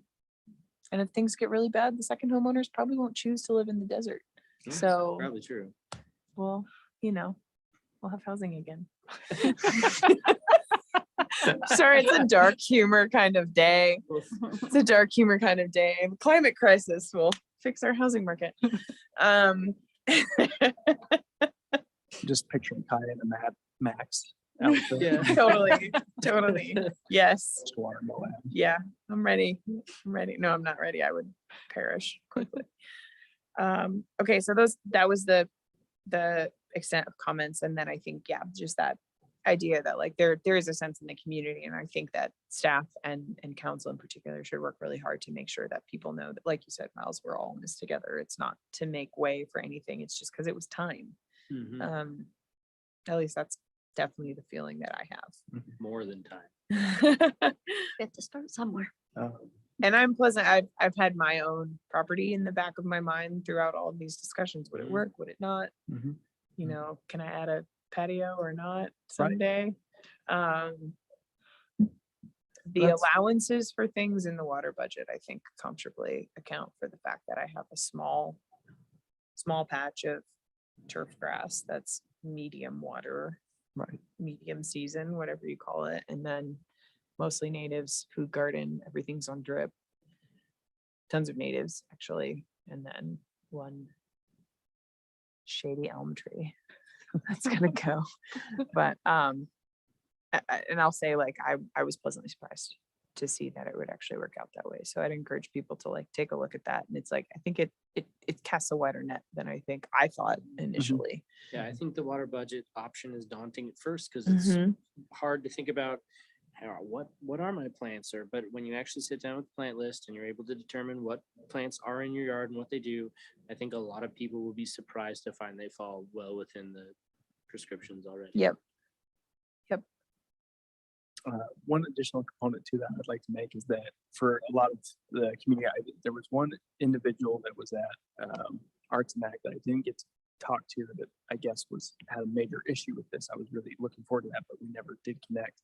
So if they're listening tonight, for those members of the communities that they're having a really hard time with this, and kind of that don't touch my plants, don't touch my Mhm. property, which is understandable perspective. I think what Kaya just said is that all of the board members from planning commission and all of the council members from city council are residents of the city, and all of them participating in this. So it's Yeah. not that we're trying to push restrictions on that we wouldn't ourselves Yeah. be willing to accommodate on our own property. Yeah, well, I love my plants so much. My yard. I don't want to change anything. So Yep. I think, again, just that education, we're all in the same boat together. Yeah. Before we close discussion, I did want to share an email from Councilmember Jones, who had sent this to me just this afternoon. I apologize, I hadn't gotten it sent out a little bit earlier. Yes. Just to bring into, make sure it's big enough here. Too big. Yeah, won't do it. Bring into consideration, this was an aspect that had been brought up early on in the process. We did run this through a analysis at a staff level of incorporating into this ordinance, which is to say indoor water conservation standard, mirroring Washington County and St. George area. Moving not just from outdoor landscaping, which is what we're focused on, but also just saying opening up the conservation door a little bit wider with this particular ordinance. Now, that is a topic that we knew we were going to be approaching in the future, whether it was a separate ordinance or possibly with this one. Councilmember Jones did include this as a possible inclusion that we could add. I don't know at this point if I don't think the commission needs to make a recommendation on this. You've not read it, you've not had time to experience it. But what's being suggested is a pretty simple text addition, and I would really appreciate Councilmember Jones's actual effort to draft the text amendment that we would insert right there. But it is just essentially going to say under that supplementary requirements section, a special water standard for all units shall install water sense labeled fixtures, including but not limited to faucets, shower heads, toilets, urinals. And then subsection 2, all units shall install Energy Star qualified appliances. I think that's a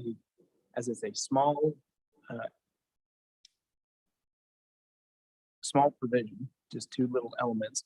I do believe this has pretty significant implications on the development and building process.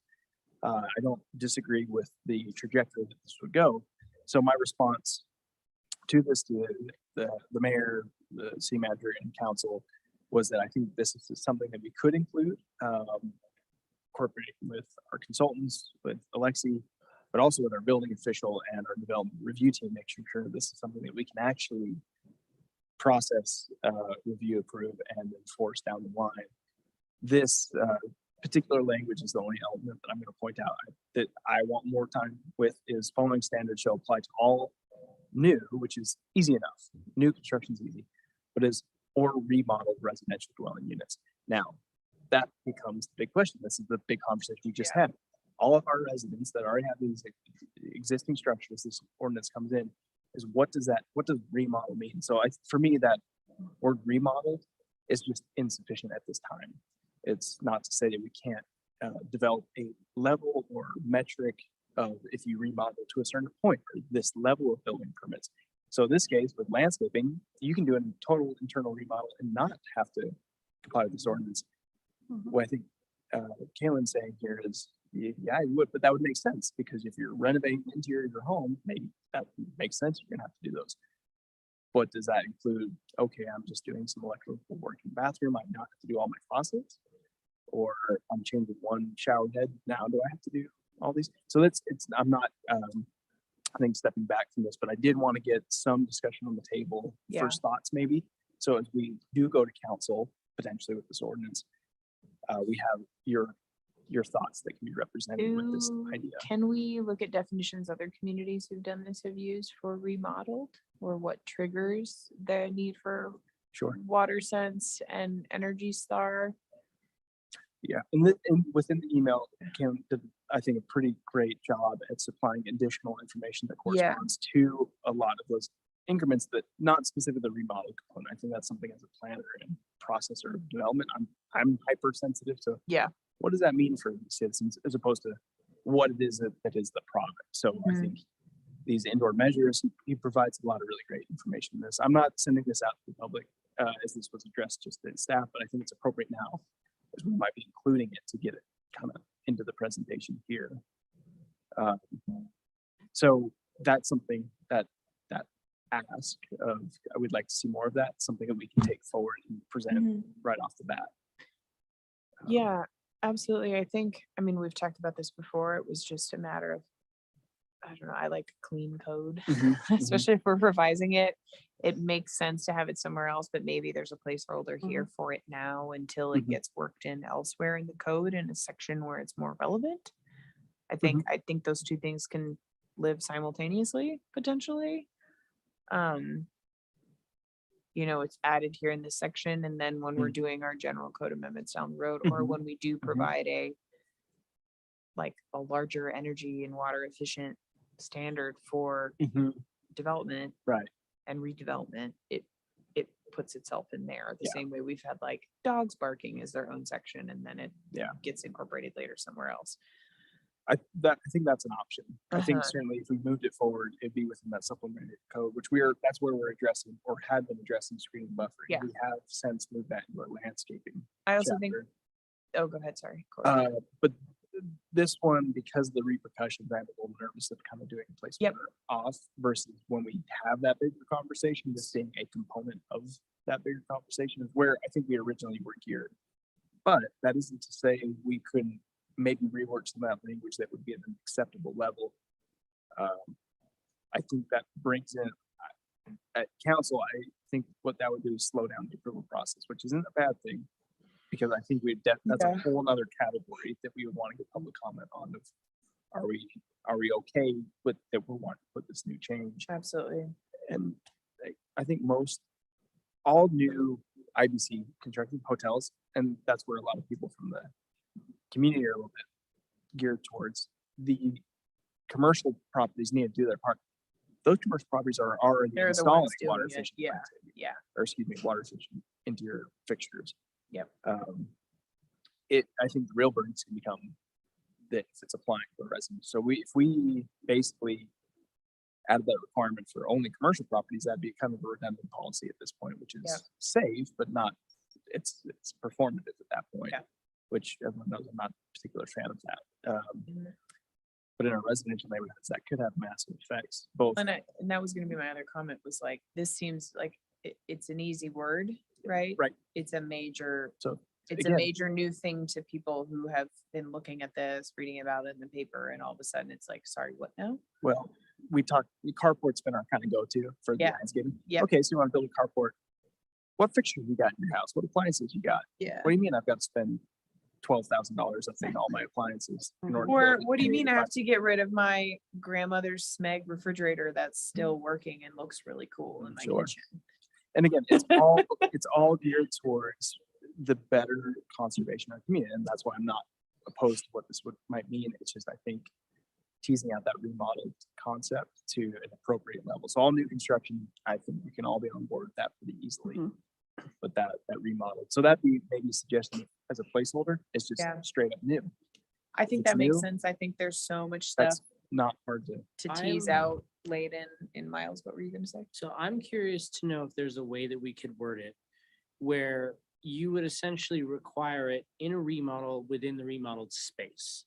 So if you Hmm. remodeled your master bathroom, then you would need to be in compliance for that master bathroom. Now, your guest bathroom down the hall, the appliances in the kitchen, your washer and dryer, essentially, you wouldn't need to come into compliance all at once. So it would reduce that, like, because yeah, I mean, I think about like if I tried to remodel something and I then had to buy a new fridge, washer, dryer, like that's a large expense for the normal homeowner. So if it was, and still like that becomes tricky because like, okay, you move your washer and dryer from one spot in your house to another. Does that mean you have to buy a new washer and dryer if those are not, Energy Star? But I wonder if there's a way that we could tease that out so that when you redid the bathroom, you were encouraged or required to do, water sense toilet and water sense fixtures in that space, the space you pulled the permit for, versus having to come into compliance for the entire house. Or Yeah. could we just say when replacing things that this would apply to We would we need to be water sensor energy? we could, and we don't arrow. I feel like that'd be require hard to permits enforce. for essentially Yeah. fixtures Yeah. or even appliances. Most appliances are a plug-in or a plumbing hookup that is simple. Yep. We wouldn't require permits for some of those things. So it's just like landscaping, where all of a sudden now we're absorbing this other spectrum that we never reviewed before.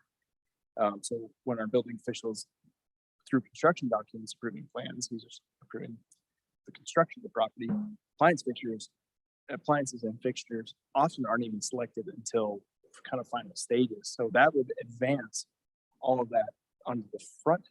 And to Miles' point, if you're remodeling the bathroom, okay, I can see how we got that. But what if you're remodeling the bathroom, but you're only remodeling Like the toilet replacing room or drywall, something. or you're replacing, I'm trying to think of things that would require a permit, but Mhm. If you're light putting fixtures in in the bathroom. putting a new So floor. you're not touching the sinks, but you are in the space. So I think that's kind of what Kai's saying. If you touch it, Yeah.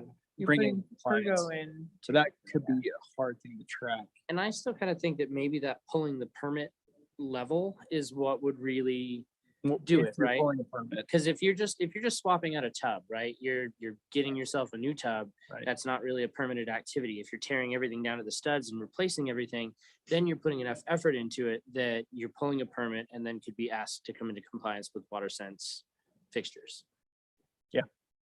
I mean, I think that's an it's option. just a knee-jerk reaction, but it was my thought of how to be like, because it does seem kind of outrageous to be like, oh, you're gonna do a small change to your bathroom, but your entire house has to have new fixtures. That's enormously expensive, and And for a lot of yeah. folks, And I don't think that's what's contemplated either. at No, least by what no. I think Kalen's it's a soft word that suggesting. makes sense. Yeah. Hey, if you're touching stuff, fix it, which Yeah. is what remodel can do. Yep. Kind of seems to me, but when we boil that down, that we know there's a line somewhere. I So would, where is that line? I exactly? would But maybe like council to tease that out. I think we Yeah. maybe presented Yeah. a couple options of if this is something that the majority of council wants to work in now, could it just be new for now? I think you're right. I think that would cover the balance of people's sort of concern about stuff.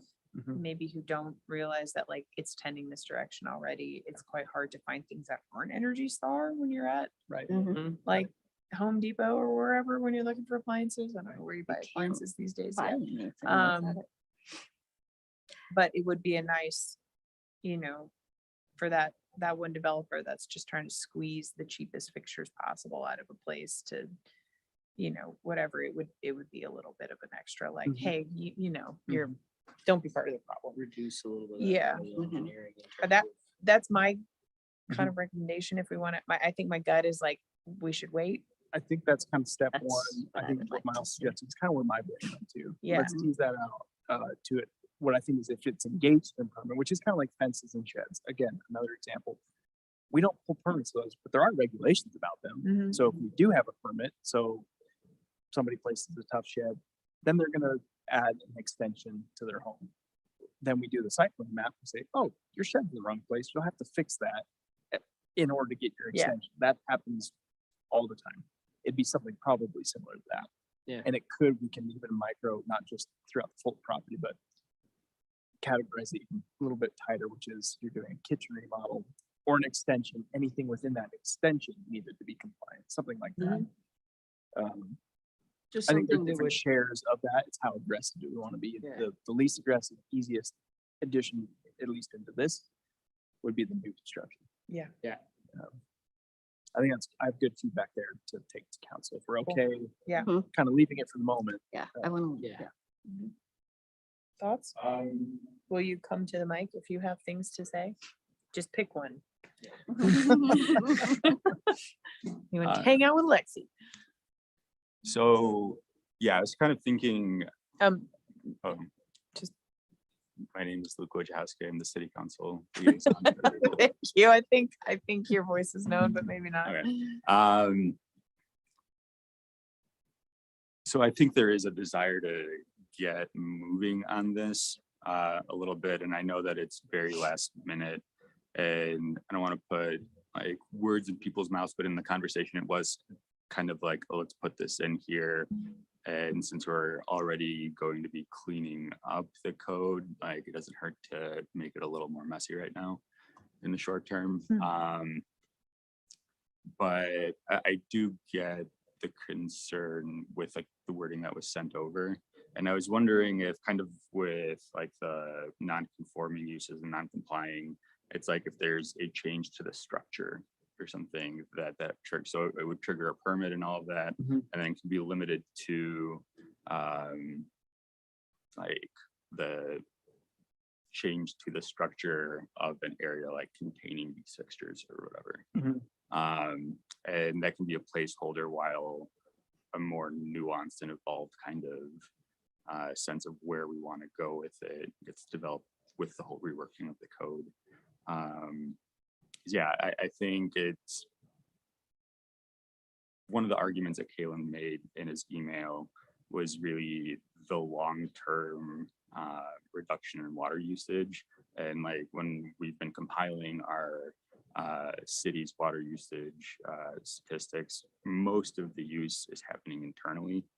And so that's potentially where the greatest amount of like water reduction can occur is if we, Yeah. take those measures. And so it's one of those things where it behooves us a little bit to be more proactive about it. But I also get like the potential beneficial uses of like fuzzy language and like the real like problems that it can cause as well in terms of stifling like a lot of processes. So I think there is a desire for council to want to pass this. If I understood correctly, if this gets like pushed forward with a positive recommendation, like council has the opportunity to act on it on Tuesday. Mhm. Yeah. So like we will have the chance to vote on it, and I think there's some council meetings in the near future in July that are going to be canceled. So this might kick it out a couple of months. And then in the meantime, during our discussion, we'd also talked about trying to have Richard look for grants that can kind of like what Friends of the Parks did, where they reimbursed people for dark sky compliance stuff, where the state would kind of put together a fund to help reimburse or cover a certain amount of the expenses. And I know in the past, commission had also kind of expressed some of the concerns about the increased upfront costs of water sense features versus kind of standard features. And I think there is like definitely a price difference. With the research that I was able to do online, that can range anywhere from 20 to 50% increase in upfront costs. So it might not be an insignificant thing if it's $4,000 to $8,000 in like different fixtures around the house. It can be an extra $2,000 to $4,000. I think one of the arguments that was made that that's not an insignificant amount of money, but like relative to the cost of building a brand new home, it is a little bit more insignificant, particularly since it's also going to long-term actually save costs for the buyer. So it's almost a bit of like a forced, like putting money into a piggy bank. Well, and it's a selling point too. Like, and I mean, every listing I've seen, it's new, energy efficient, water wise fixtures. It's like in the MLS listing for a lot of things like that, or for certainly for redeveloped properties. So yeah, in my liaison role, I think there is a desire to maybe like have planning commission really take into consideration this last minute addition. And I'll note that it's not really that last minute. Like this is something that was brought up initially and also by Sarah Heffron, who was here, talking about things. Public comment. Yeah, and public comments for the last couple months. But as far as the overall ordinance that's been crafted for many years, yes, we're contemplating adding this in. I just want to note that so people don't hear that and go, well, I talked to you 3 months ago about it. So but I think like a lot of the discussion that's been had, like if the commission decides they're not necessarily comfortable with trying to squeeze this verbiage in kind of so late in the process and attaching their positive recommendation with that. I think a lot of the discussion that's been had will be good for me to be able to like relate to council in the moment. So we're kind of starting where you all left off, and maybe that puts us in a position where we feel comfortable making some sort of motion or amendment on the spot. But I think with, as we move to possible action, there obviously the two routes. We can move with the modification to the ordinance to include this language as it is, have amendments to the proposed, so a friendly amendment to this language as a suggestion, or we make a positive recommendation to the ordinance without the modification, but also a positive recommendation towards the idea of including this. So it's not actually going to council attached, it's going to council detached, as we recommend working on this item to include those are, or you just don't say, nope, we don't recommend it. In which case I'd do the same detached recommendation. Exactly, but without our recommendation. Yeah. So but those two council can options. still Mhm. do whatever they Of want. course. Yeah. Right. I will say I absolutely appreciate the importance of this. I see this, like you were talking about, Corey, I see this as a trend that's already happening enough that it doesn't feel like a super dire, we must put this in the code right now, wherever situation, or we're going to basically miss the ball on all the places it would apply to. I don't think that's necessarily something I'm concerned about. If people have stats or data to prove me wrong, please, I would love to see that. And I'm super open to. that was one of the things that had been brought up in our meeting, where there are potentially 1,000+ units that have been approved in theory, but like once those plans get brought in, like this might be a way to like head off some of those things where there is a bit of a surge in approved builds. At the moment, we don't know if they're going to, like, how soon they're going to suss out. There's a lot of uncertainty with like the market and everything. But it kind of is really prioritizing the long-term water savings, that including this in even an extra couple 100 units can have. And I think part of this is with the concern of the wheels of local government turn very slowly, and like things might get forgotten because something else comes up that isn't on our radar right now. And that delaying it by a month or two turns into like 6 months or more. No, absolutely. My point was just that for all of those new builds that are coming in, I guess I would be quite shocked if they weren't already probably in that, the majority at least headed that way. Well, obviously we don't have data on that, which is kind of where it's just kind of anecdotal regardless. Right. But no, and I completely agree. And that's why the whole, like, put it somewhere, stick it somewhere now and have it in there and then move it and expand it and figure out what redevelopment means, when it comes into the code. I think that being said, I am absolutely comfortable with the language that just says new. I think that's I don't like the word remodel because yeah, I'm going through my mind thinking, okay, I'm gonna put new windows in my house. yeah, new is low hanging fruit and it accounts for the anecdotal, whichever way Yeah. it goes. It absolutely sort of heads off at the pass, anything that we might, been like, oh man, that was a Missed up. 40 unit Yeah. apartment complex where, like, just for whatever reason they didn't do it, and now you've got problems that, like, the hotel nearby doesn't, because the hotel has water safe fixtures because they want to save money when they're paying all the utilities. So I'm totally comfortable with that. I don't think it's the right place in the code. I understand the practicality of it, I guess, is all I'll say. I feel similarly. I would also like to include a recommendation as to seeing what staff and city council has to say about remodels, because I do think, like, as stated, that is actually where a lot of our water savings could come from. But I think that right now, I mean, obviously from our discussion, the actual definition of that and how we're going to implement it is very underdeveloped. And so I wouldn't be comfortable recommending that just be thrown in, but I would be comfortable or excited to recommend that be like looked into so that we could come back to a proper way to phrase that with an understanding of how it's going to be done and actually implemented. Because at some point that is definitely what we need. I think more than anything, that is the absolute, the whole community needs to know this is happening and needs to have an opportunity to be a part of that process. Because I think that this, more than anything we're talking about today, is going to be something that people are like, I'm sorry, what do I have to do? May have one of the biggest impacts on water savings that we can do for the Yeah, town, but it yeah. also will have one of the biggest and most immediate impacts to people's wallets when Yep. when their washer and dryer breaks and they go to buy a new one and they Yep. realize it has to Totally. be compliant. Yeah. Mm-hmm. Or they buy it from somebody on classifieds who's got like some extras sitting in their yard, which is like pretty common. I mean, this is, you brought up a point. I don't want to poke holes in this, but most fixtures you don't need a qualified person nor a permit.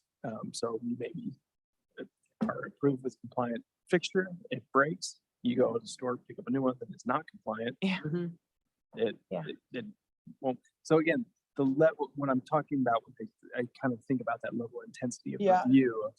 We're starting to add these elements of our individual space, for lack of better terms, things that are not construction or use for that matter. They're not these larger elements. The minutia of your property, we're now governing into the property rights spectrum, and I do think we need to be careful from a state perspective. I think there's clearly, obviously, already precedent here for this. But what that policing means of, like, we've joked around about turf police.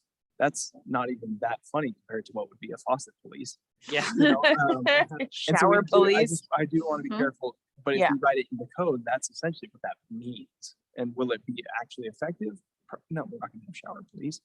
I mean, who doesn't want to be part of the toilet police? Right. And so again, to a performative nature, I want to make this as enforceable and consistent code as possible. But to backpedal just a little bit further, I think the comments made from Luke, I completely agree with. And then as far as the recommendation that Kai is starting to form around new, and then suggested recommendation from Miles is, I think if we advance a positive recommendation on the language as is, or you can include it in as an amendment modification to the ordinance itself right now, I'm comfortable with that from the staff level, including new, with the additional recommendation from Miles that staff goes out prior to city council and provides at least a palette of here's what could potentially work. I'm thinking almost back engineering this of, okay, new, what would be the next easiest, biggest grab? If Yep. it's like level 2 major amendment site plan application. So a hotel goes and do a major amendment to the hotel. Well, let's capture those. Yep. That Yep. we have mechanisms to that. Okay.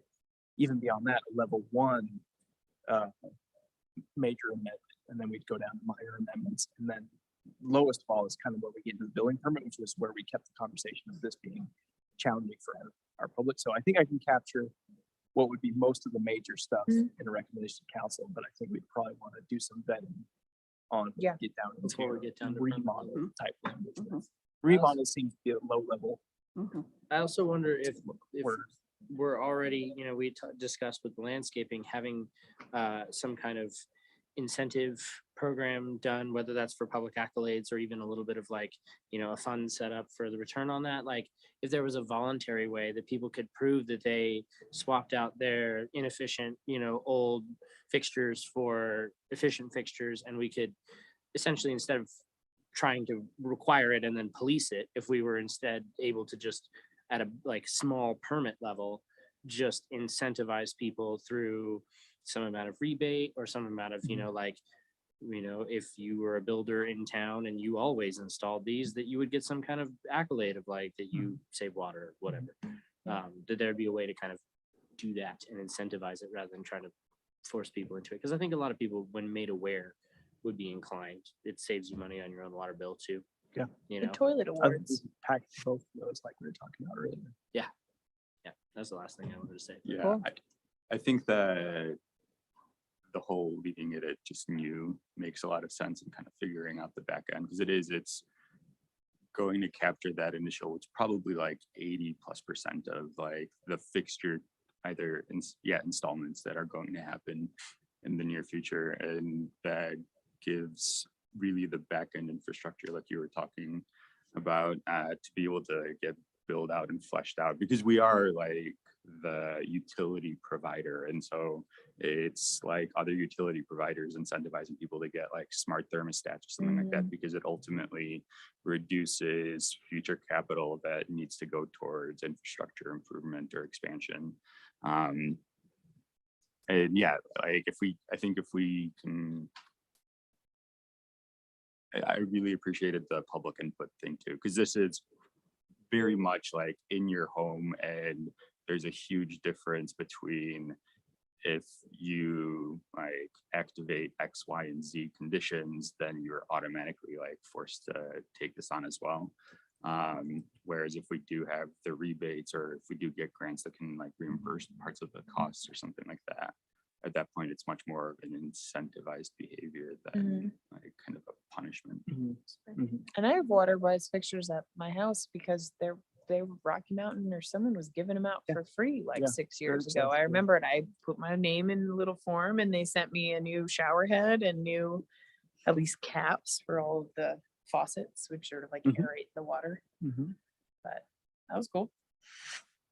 But some other stuff like that would be nice to work with. Okay, I would like to attempt to make a recommendation. Corey, would you mind pulling that language back up? Sure.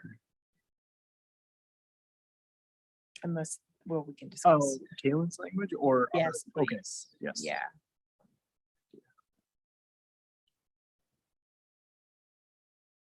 I think I'm in agreement with what you're about to do. Okay, here we go. I was like, I good luck.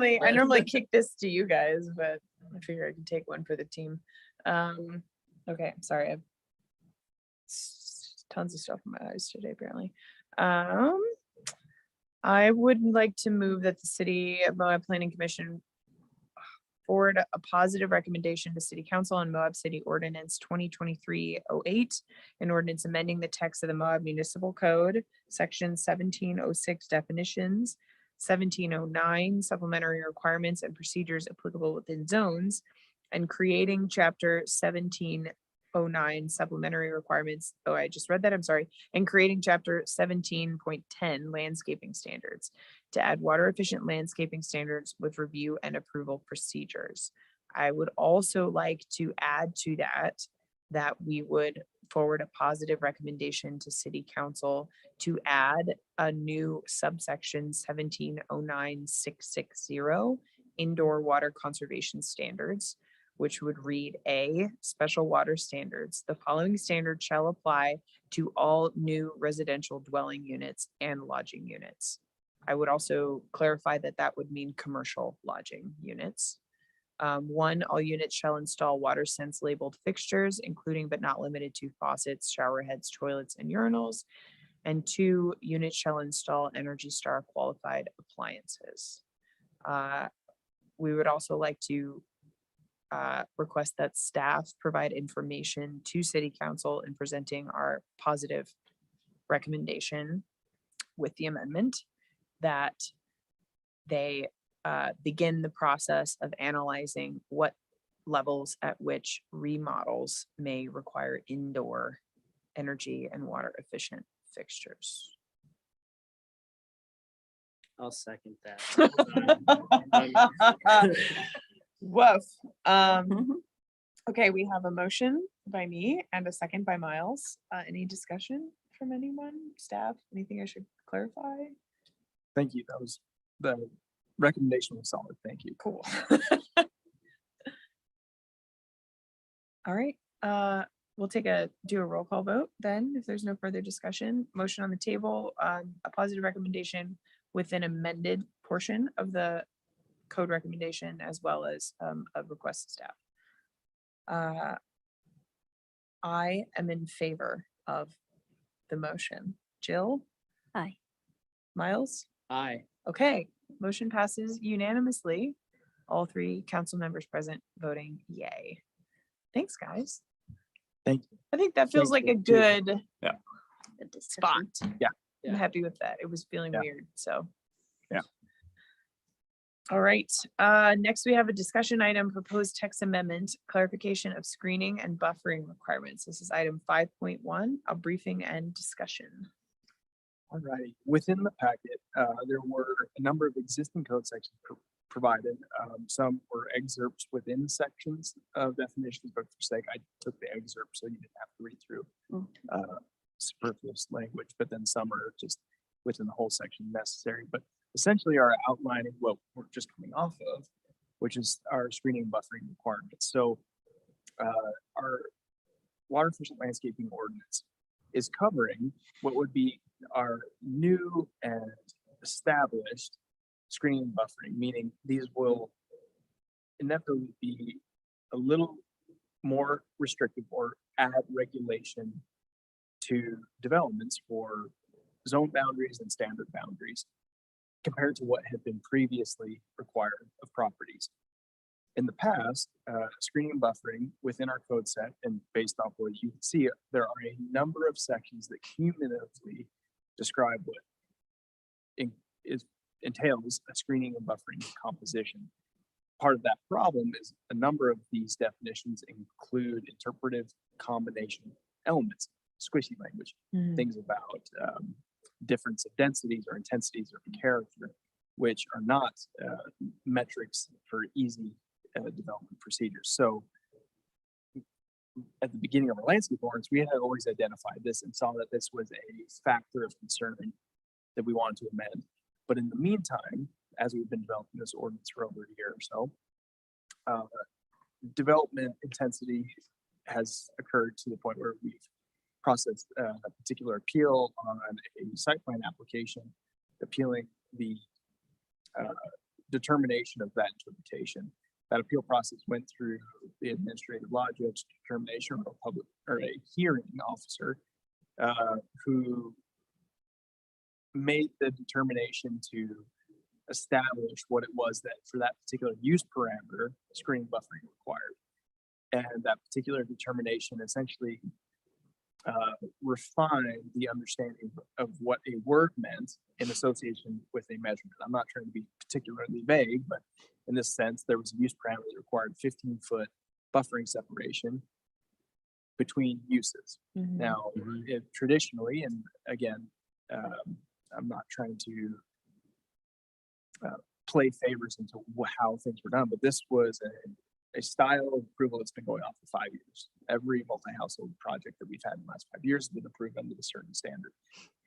The appeal actually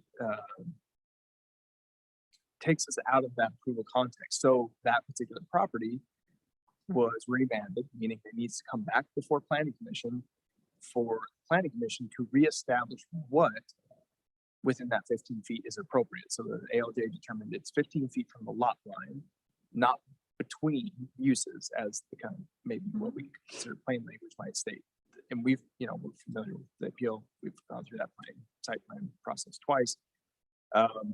So use in this case was meant to mean lot line, which is understandable. But with that, the ALJ is determined the planning commission now has to decide what is allowed within that, which is another interesting quandary given the additional language parameters we have to go through. But where I think we're stuck right now is that 15 feet is non-adjustable. That's basically what we're getting at. Versus what some of the additional language previously had supported, which is it could have been 15 feet, which is, again, this is the way it had been approved on record for over 5 years. 15 feet of horizontal buffer, which is defined as a distance from a lot line into the property to separate uses or properties. That distance cannot be combined or mitigated to be reduced. So where we're looking to take this is clarify the code and put it, move a text amendment forward that takes what was the approval interpretation, cleans it up, and kind of replaces what this ALJ's determination was, in the sense of it's an incomplete determination that it's 15 feet, but we still have to decide what goes in that. I'd rather just clean this up so it's all very clear under what the original understanding. So these projects and properties that have been approved or are going to be approved or are in construction at the moment have a clear parameter prior to this landscape ordinance going through. So we have this in-between period that needs to be resolved. Of course, in communicating with our administration and the attorneys, we all want to get to the landscaping determination. I think we all agree that it's a clear and static metric, it's enforceable, it's consistent, repeatable. But there's an in-between period we have to handle first. So moving forward, we have begun to generate language or impose new use parameters for buffering that would basically have the sufficient language of all these sections combined to what the original intention was, but it would be beyond a doubt the new determination of what screening buffering would be, which ultimately will allow for that combination of mitigations as they were appropriate before. My hope was that I was going to actually have some language to propose to you tonight. As we're working through these different projects, numbers of different properties, we're wanting to advance this quickly. So it's been a custom of ours to have a discussion with planning commission to vet, would you give this a positive recommendation before we enter into the public hearing capacity and then off to city council. So this is kind of, I know you don't have the language, but what I'm essentially coming to you tonight with is a presentation of intent that we're going to now clarify the screening buffering language consistent with what our understanding had previously been, understanding that that will be erased as soon as this landscaping ordinance goes into effect, but we need to, for these projects that are in a myriad of different points in the process, needs to be resolved cleanly, because it wasn't just this one project that affected, it's a number of projects. Interesting. Yeah. So we just want to be as clean and clear as possible and run it through a public process to ensure that we are doing an accurate job Definitely. at enforcing what's on the books. So that being said, I know I don't have anything to give you tonight, but if there are any comments or suggestions or recommendations that within that language I have to be bringing to the attorneys or administrative staff, I really didn't like this from the very beginning, which is what our attorney said to me. It's like, this is, I don't want this language either. That's why we're fixing it. Yeah, but that's we why need we're to fixing it. Yeah. No, what was. But if there's anything even within that that you have apprehensions of, concerns, or suggestions for, again, focusing on what we had originally had as our original. I just want to interpretation. read the ALJ's determination. That's just me being curious. Yeah, Is that not public? I'm not sure. It should be, I if would- it's an administrative judge in some way, that should be public information. I think it could be through grandma. I'm not sure at what level we are. Except, so, Yeah, yeah, there has to be some tracking mechanisms. But I think for through sure, for sure. Grandma, we would be able to get that out. I don't have any reservations. I will note, unfortunately, I will be absent at our next meeting. Okay. On the 13th. Okay. I'll be traveling, I'll be here on that one, but I won't be here But on the we, following one. as our current makeup, do not have a quorum if one of us is not here. That's right. And I don't know that we'll have new commissioners by then, honestly, nor would I want to be absent for a new commissioner's first meeting. Yeah. So I'm certainly willing to reschedule our regular meeting if that is something that could work for other people. Otherwise, May be something. this we is have like my to one do. trip I'm taking this Because again, as So we're, it's gonna be the 13th and the 13th and 27th. the 27th would be our regularly scheduled meetings. I Yeah. will Gonna not be we- here on the 27th. Neither will I. Maybe have we a- should put Actually, I something have a on law the conference to go to. 20th. I will what be out we of town. could do, if I'm gonna track some our minimum noticing requirements, which have changed the state, just so everyone's aware. Yeah. that He does actually read our newspaper, is the state no longer is requiring us to post in the newspaper Oh, for public noticing. yeah.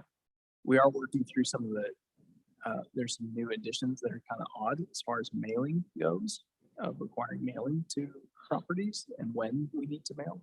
We're sorting that out.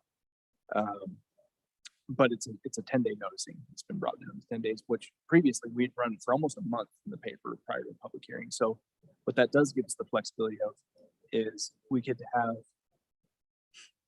a meeting as soon as, I think,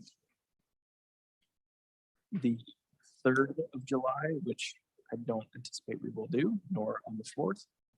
But basically from the 5th on. So if I understand that we are not going to have a regular meeting at that second interval, we could have a meeting preferably prior I won't to our regular meeting. No. I'm gone the 3rd through the 13th. Oh, okay. I'm sorry. Okay. I mean, then hey, we're going to keep doing Yeah. 14th. We're Let me gonna take this tell on the you 14th. this one. I'm gone the 17th through the 31st. Oh, no. So we have the 13th through the The 16th. The Would 14th, you 15th, and be 16th. I gone, will- so gone that you could not do a Zoom in? Because that does still remain an option. It does. True. I'm like in the middle of the woods with no cell service for 6 days. Yeah, I may be able, I'm going backpacking in the Olympics. Oh, yeah, yeah. There, I will be spending some time with a friend, so there's a chance that at their place I could work that out, but that would be some difficult, well, I mean, not difficult, but it would take a little. We bit of don't, and we don't want you to have to do The that. 14th, Friday. Don't love it, but Right. I could potentially. Zoom. This is all. My if son's we could do coming in Zoom, that day from Kansas, so. It'd be an anchor location. It would be a public hearing. So Mhm. the anchor location here would be remote in, which is an option. I would happily do either the 14th Friday or Monday, yeah, the 14th on Friday. I can do Okay, the let's, 14th. if we'll aim for a possible hybrid 17th meeting on the in Montana. 14th special meeting. Yeah. with Public hearing notice. I'll need to obviously get my material back from the attorneys and Yeah. have them confirm. Would y'all be able to do that during the day instead of in the Yeah, I could do it evening? during the day. I could, Day would as be of right like- now, I'm pretty open I during can the be as day. flexible as I need to be with that. Do it during the Normally day. it's all evening, but I feel like That's it's tough possible. on a Friday night for Morning. people to Would even be The better. only weigh in. That's my point, is that the only thing is as flexible as I want to be with us. It's important that we're also not making this unmanageable for the public. Absolutely. Mhm. As, again, we want this to be as open as we possibly can, get Yeah. as much Maybe input as we we could do possibly it can, but also Earlier. express the earnestness in which we're trying to pursue this, to Mhm. Yeah. resolve this issue. Yeah. So let's aim for the 14th, possibly early afternoon, Yeah. Like maybe 3 this- or 4. at this time. Okay. Thank you for your flexibility in that. Thanks, I'm There are glad- many times that I would I'm glad call you brought it up and we and all weren't trying hands to on deck. coordinate I'm this glad over we did email. this but right this here. may Like the be one day the occasion. of the month. Um, that Mhm. we It's might not all just- be here. Your participation, we now have to get it through city council. which Yeah. is a whole nother- July is a Step. great time to run off to the mountains. It's my with only BB. month off. I was So, gonna say, like, I feel like this is like the it's my time. month off. Yeah. Well, thank you. We'll leave that Agree. discussion and kind of Yeah. get that. Totally. That's okay. Now, Can I make a quick note? Yes, I was also going to say if Alexia wanted to add Oh, anything, yeah. I'm sorry. No. Alexia, That's thank okay. you for all your hard work on that ordinance. Seriously, like that Agreed. presentation A was lot of work. fantastic. I Yes. really appreciate it. We are once again without a vice chair Oh, of the yeah. planning commission, because Ruben is pursuing something outside the community, I think. Aw, So is no. leaving He's leaving the commission. Moab. He has been a stalwart, attentive, like very participatory member of the planning commission. Absolutely hilarious at times as well, which we I love appreciate, having him here. and has been really great. And I just want to recognize Ruben's Oh, man. really awesome service to the community as Thank he you. moves on. And also I would like to, however we do this, nominate Jill to be the new vice chair if you Oh. are interested in that, Sure. which just entails running the meetings if the chair is not Oh, here. I can do that. All right. And I think that's all we have to do. I don't know Yep. that there's a vote. Within the for that. bylaws there, Yeah. we double checked. We have, I know, yeah. Ruben was up, I was like, let me double check. We've Yeah. checked, that's acceptable. And you accept? I accept. Okay, Yes, great. There we go. Okay, we're business handled. All right. And for anybody in the community that is listening, we still have an option to submit what we're calling as a letter of interest Mhm. or a letter of application Mm. for a seat of the planning commission. We're Yeah. structuring it a little differently now. It's a little bit more of a thorough process where there is a period. So we've had a few people apply. We haven't forgotten about you. We're just waiting for applications to stop coming in before we have a full selection.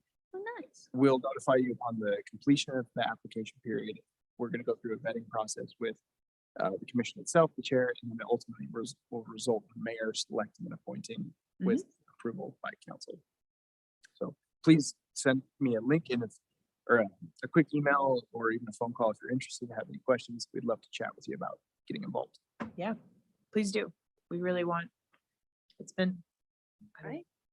I'd say it's fun. It's kind of fun. You learn like so it. many It's things. kind of fun. I You learn like a it. lot.